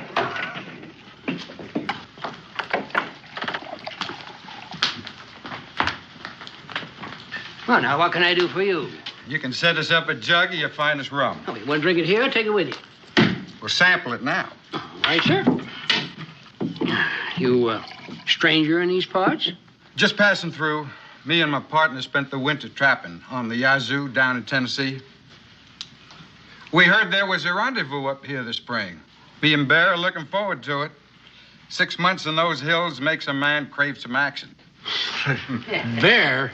Bear Barnett, my partner. Maybe heard of him. I can't say that I have. Well, that's kind of surprising with his reputation. Reputation for what? For fighting. Ain't a man in this territory can stand up to him.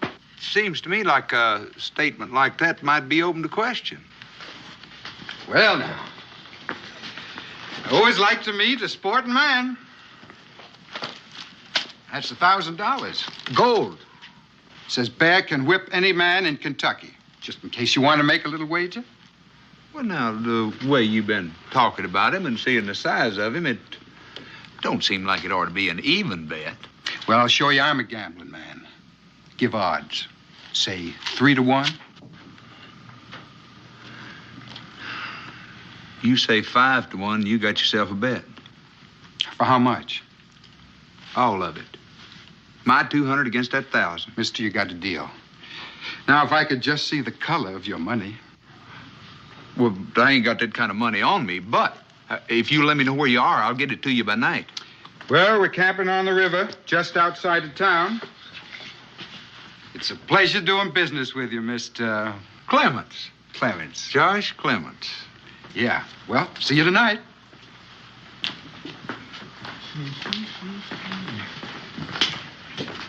Oh, when's this fight going to take place? How about the first day of the rendezvous? Now, that way everybody can get in on the fun. Like I said, it's a pleasure.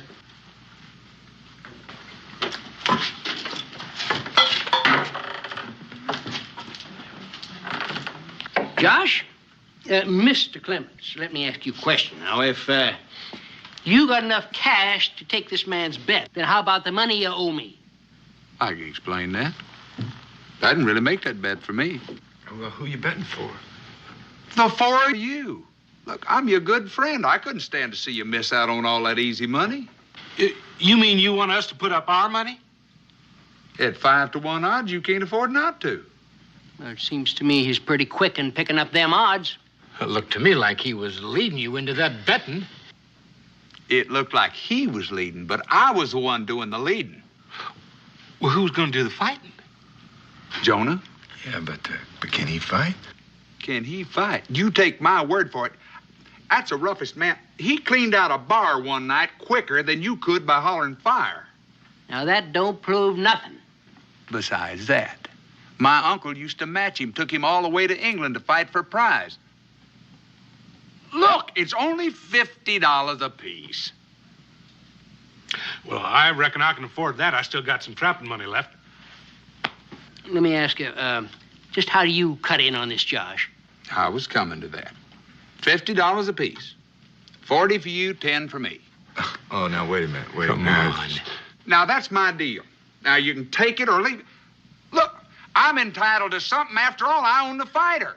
Well, now, sounds fair enough to me. You know, as long as you guarantee that he'll win. I'll show you how much faith I got in it. Look, that's the deed to the property. I'll sign it over to you. If Jonah loses, then at least you got a piece of land. Fair enough. Yep.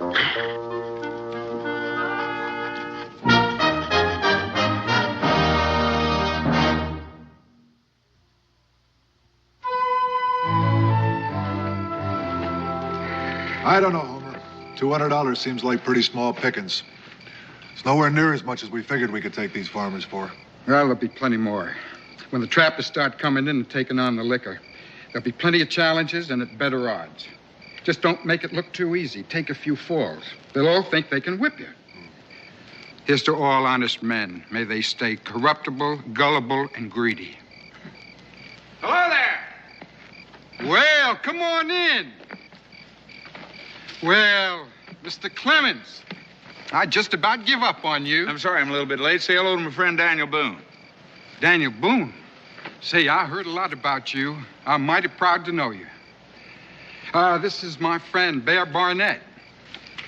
Would you like to join us in a drink? Oh, I think we better not. I just came over here to bring you the money. Didn't want you to think I backed out on it. You can count it if you want to. Oh, no need for that.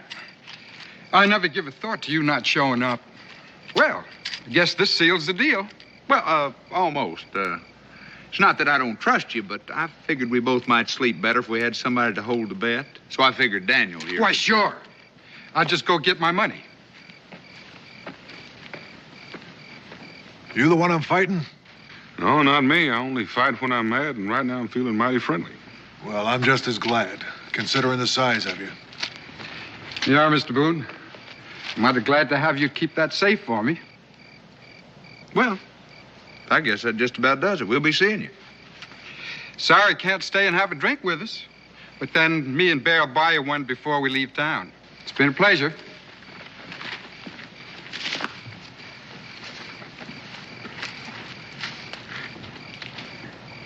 Homer, you think it was smart handing over all that money? To Boone? He runs this territory. Letting him hold stakes just goes to prove we're honest. Josh, I don't know what you're getting into, but I'll tell you one thing. Those two are not trappers. I figured that. And that big one, he spent a lot of time in the fighting ring. Figured that, too. So does Jonah. Well, speaking of Jonah, how does he feel about this fight? He don't know about it yet. Well, when are you going to tell him? Tonight, he's tavern waiting on me now. Josh, I don't want to pry, but do you mind telling me why you got mixed up in something like this? Dan, you're the only one I'd tell this, but an uncle of mine didn't leave me money like I expected. And, well, he gave it all away before he died. Only thing I wound up with was that land and Jonah. And I had to figure out some way to pay Cincinnatus what I owe him and keep on eating for a little while. Well, Cincinnatus would have carried you if he knew what the story was. I know it.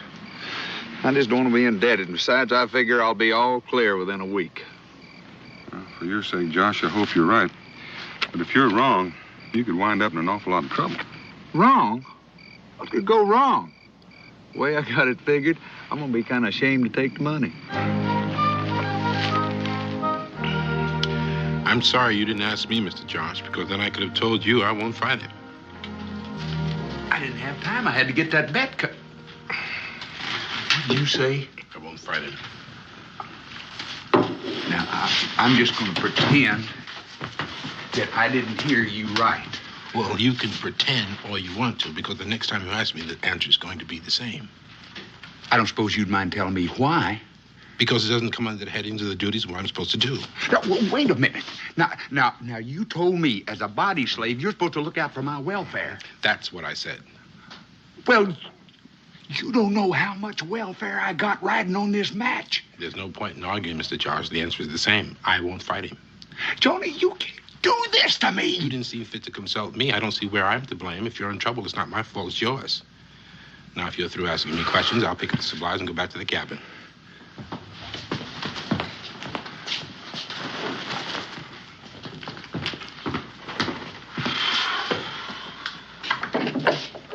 He walked out of here like he was real upset. Wonder what made him do that. I don't think you want to know. Well, of course I want to know, seeing as how I have a certain sum invested in him. That's the thing I don't think you want to know. He ain't gonna fight. Did I hear you real plain? You ain't never gonna hear me any plainer. I said he ain't gonna fight. Well, now, if you own him like you say you do, then he's got to do what you tell him. Not unless he wants to, he don't. And if he says it's against the rules, it's against the rules. Daniel, you mind the store. I'm going to call myself a business conference. Daniel? Josh, I understand that the climate in Canada is very agreeable this time of the year.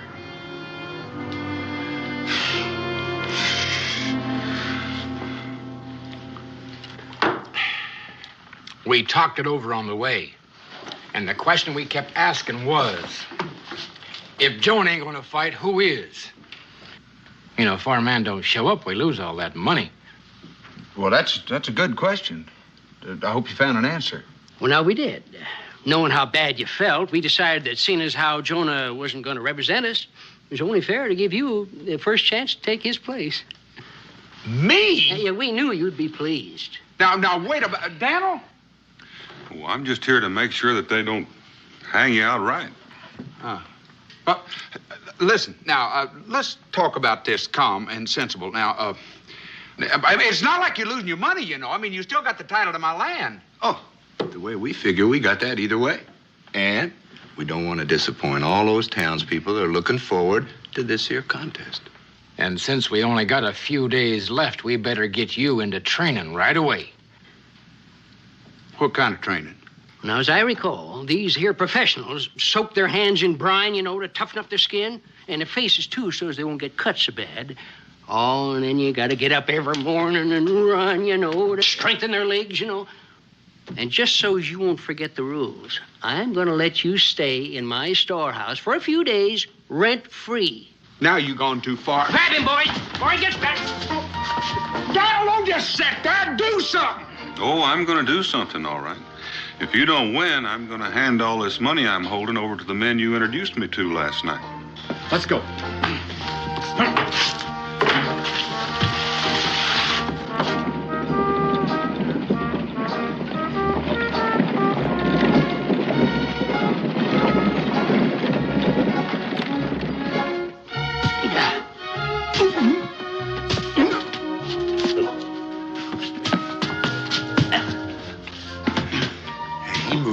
hurt for a fella his age. Don't look like he's even windbroke neither. He's been at it for 15 minutes now. You know, I hear some of them French fellers fight with their feet. Now, maybe he ought to do something like that. Take him by surprise, so to speak. We ain't got time to teach him, so you're just gonna have to go with what he's got. Plain old hitting and kicking and scratching and gouging, huh? Scratching and gouging? You gotta be out of your mind. Them last two is out. They ain't sportsmanlike. Sorry about that, Josh. Me and my big mouth.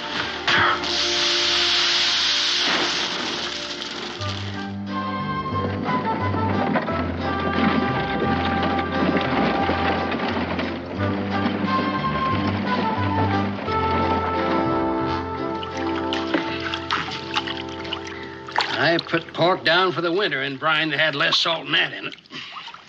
I believe it. Oh. If that don't toughen him up, nothing will. All right, we're all set. Bring him on over, boys. All set for what? Yes, get on over there. Come on, Josh. Come on, let's go. Oh, no, you don't. Now, You're not going to put me in there like a slab of pork. Now it's for your own good. Stop you from bleeding all over the place. I ain't going to do it. Oh, you're the most uncooperative man I ever did see. All right, boys, let's go. Right? Come on, down you go. How long do you reckon we should keep him under there? Oh, long enough for that there brine to start pickling him, but not long enough to drown him.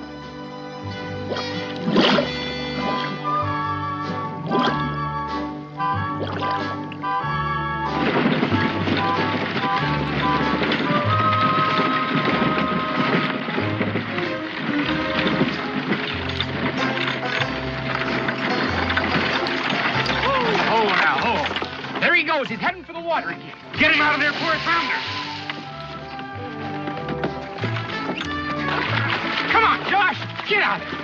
Come on, Connie, get him. Get him out of there. Come on. Oh, there's no doubt about it. He's rounding into shape, all right. 3-4 days ago, I'd have got him out of here all by myself. Grab his leg. Oh, my. You. Dan, just how much trouble is Josh in? Oh, about all the trouble a man can get in, considering the time he had to work on it. Such as? Well, first of all, he's in debt to Cincinnatus. Then he talks Cincinnatus and the others into putting up money on a bet he can't make good on. And tomorrow, he's got to fight a man who makes his living as a fighter. And finally, he signed over his land as a forfeit in case he loses. Well, what will happen to him if he fights this Bear Barnett? Oh, I reckon he's bound to survive, but it's bound to be a mighty unpleasant afternoon. Maybe you could talk to him. Talk to who? To Jonah. Well, you could find out why he's acting the way he is and why he won't fight this man for Josh. Oh, I couldn't do that, Becky. I hardly know him. And besides, I can't say that I really disagree with him. Josh did take an awful lot for granted. Maybe so. But I still think somebody should talk to him.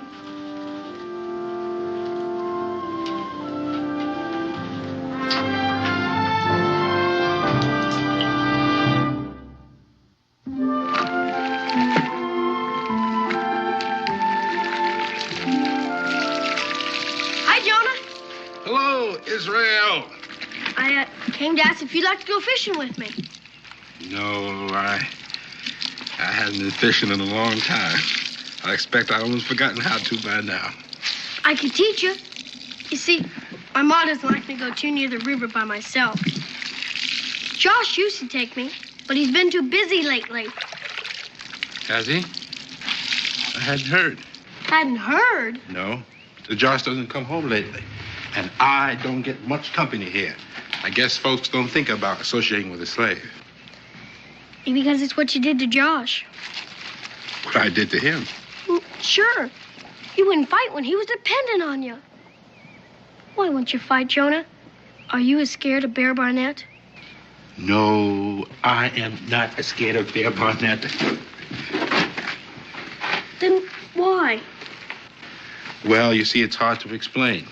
Mr. Josh's uncle left me his responsibility to take care of him. to show him how to till the land, plant the crop. And if I'd have gone on and accepted that fight so he'd win the money, he would have gone on being shiftless and fiddle-footed. All the man thinks about is making easy money.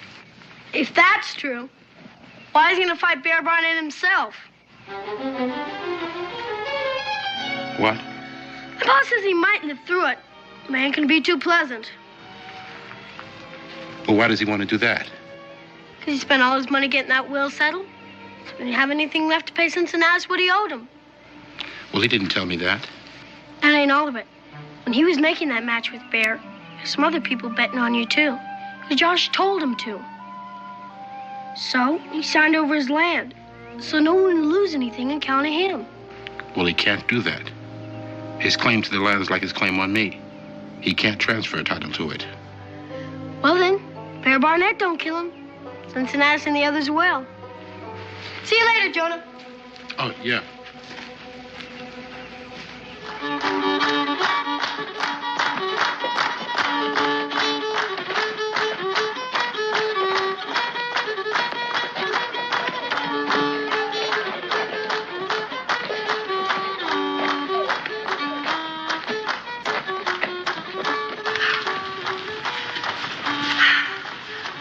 Israel could be.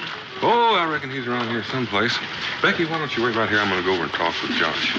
Dan, isn't there some way you can help Josh? Well, I reckon the only way I could help him would be to volunteer to take his place. And I don't reckon he'd stand for it, and I don't think I'll insult him by suggestion. I'll be right back.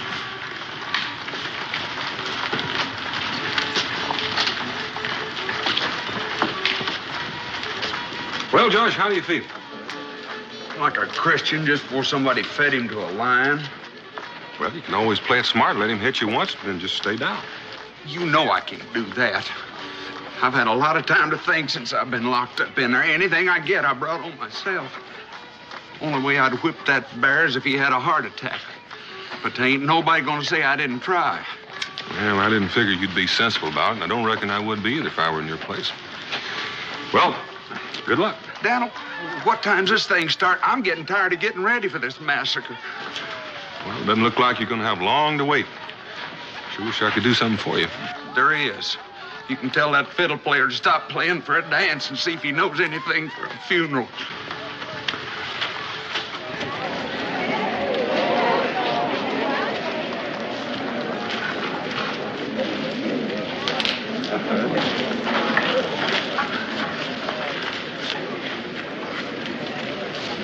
Cincinnatus, they're here. The fight's going to start any minute now. All right. Hey, drink up, gents. This establishment's closed till the war is over. Let's get him.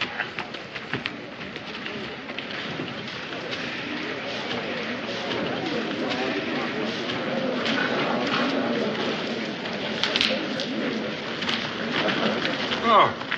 Hi. Israel, where have you been? Oh, just been around. Well, shall we join the crowd? I don't think I want to see it. And I don't think I want Israel to see it either. Oh, Ma. Israel, I think your mother's right. I'm not looking forward to this myself. Go get him, Josh. Yay!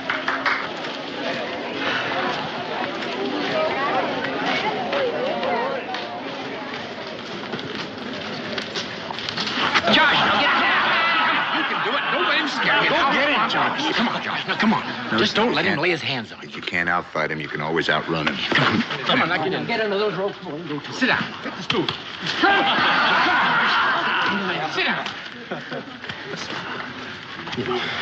That bear is a mean-looking one. In spite of what he done to us, I still feel sorry for Josh. You think, listen, do you think we should put a stop to this? Oh, if we tried that, the crowd would kill us. Now, let's get with it.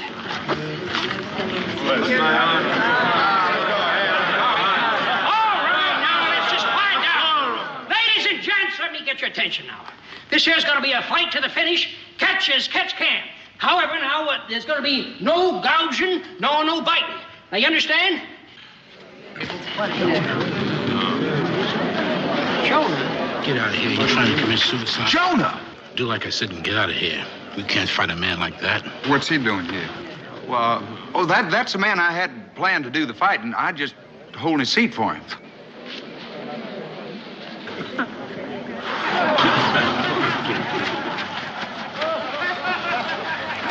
Suppose Jonah changed his mind. I don't know, but I'm sure glad he did. I don't think I could have stood it just standing here and watching old Josh get killed.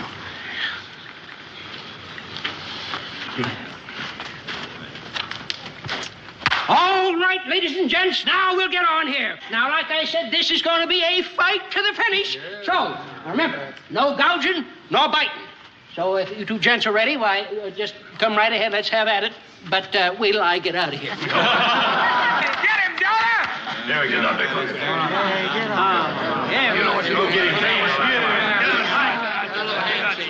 Yeah, that's right.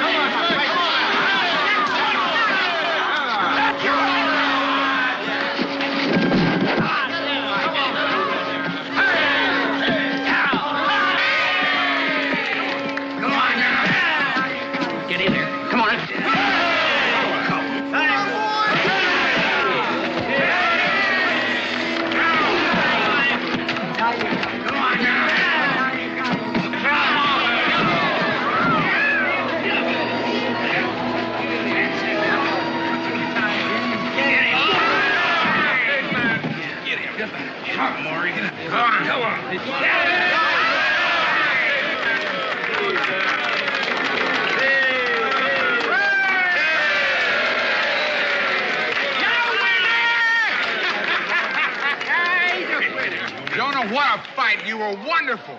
Jonah, it was... Jonah? Jonah? Listen, Jonah. Jonah. Let him go, Josh. What do you suppose is the matter with him? I don't know, but he doesn't want to talk to you. Let me go after him, Pa. Maybe he'll talk to me. All right, son. And bring him home to dinner. I've got a turkey on.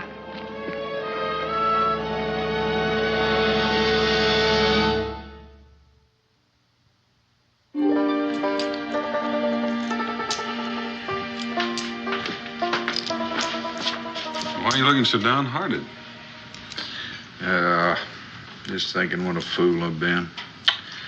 No wonder Jonah won't speak to me. Well, here, try a little of this. If this doesn't cheer you up, you're in a real bad way. Dinner's all ready to put on the table as soon as Israel and Jonah get here. Where's Jonah? He's not coming. Well, he hasn't heard or anything, is he? Nope, he's going away. Going where? He didn't say. He's just leaving. Well, why would he do a thing like that? Because he thinks he's a failure. Because he can't keep his promise to your uncle about helping you with the land. You're being as irresponsible as you are. Becky, you got to excuse me. I got to get over there before he leaves. Dinner will keep, and I think we should all go along.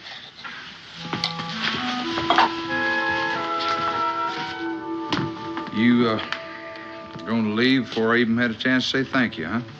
Thank me for what? Quite possibly saving my life. I know that may not be too important to you, but it's kind of valuable to me. Well, you would have made out all right without me. Oh, sure. I'd have been massacred, and I got a witness along to back me up.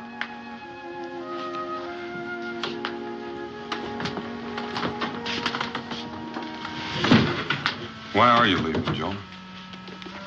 Mr. Boone, I gave my word on something I couldn't make good in. It was a mistake for me to interfere in Mr. Josh's life. Man has to live with his mistakes, but I never heard where he had to live in the same house with them. It's not your mistake, Jonah. It's Uncle Langston's. he's a good man. He meant well, but he's got no right to dictate to anybody how they're going to live. Me, a planter? If I was going to be a planter, I'd have been a planter a long time ago. Guess I found that out. I'm not finished yet. I'm not the only mistake he made. You're the other one. Served him all your life. He had no right to ask you to serve him after he'd done cashed in his chips. And of all things, being a slave to somebody like me. Now, does that make sense or not? Well, it makes sense. So, as of right now, you're not serving anybody but yourself. Because you're free. I'm setting you free, and I'm going to find a paper that'll make it legal. Mr. Josh. Furthermore, you now own one section of Kentucky land. You can't transfer that title, Mr. Josh. I can will it to you. Now, don't you think you ought to kind of hang around to see that the weeds don't grow up in it until somebody hangs me or shoots me or something happens?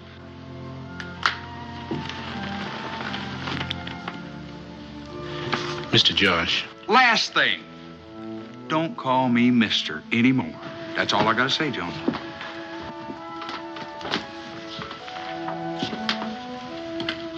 You still planning on leaving, Jonah? He can't leave yet. I haven't had a chance to take him fishing yet. Yes, you did promise that you'd teach me that, Israel. I don't like to interrupt all this, but I've got supper cooking at home. And if none of you are going to eat it, I'm going to feed it to the hogs. I reckon we better go.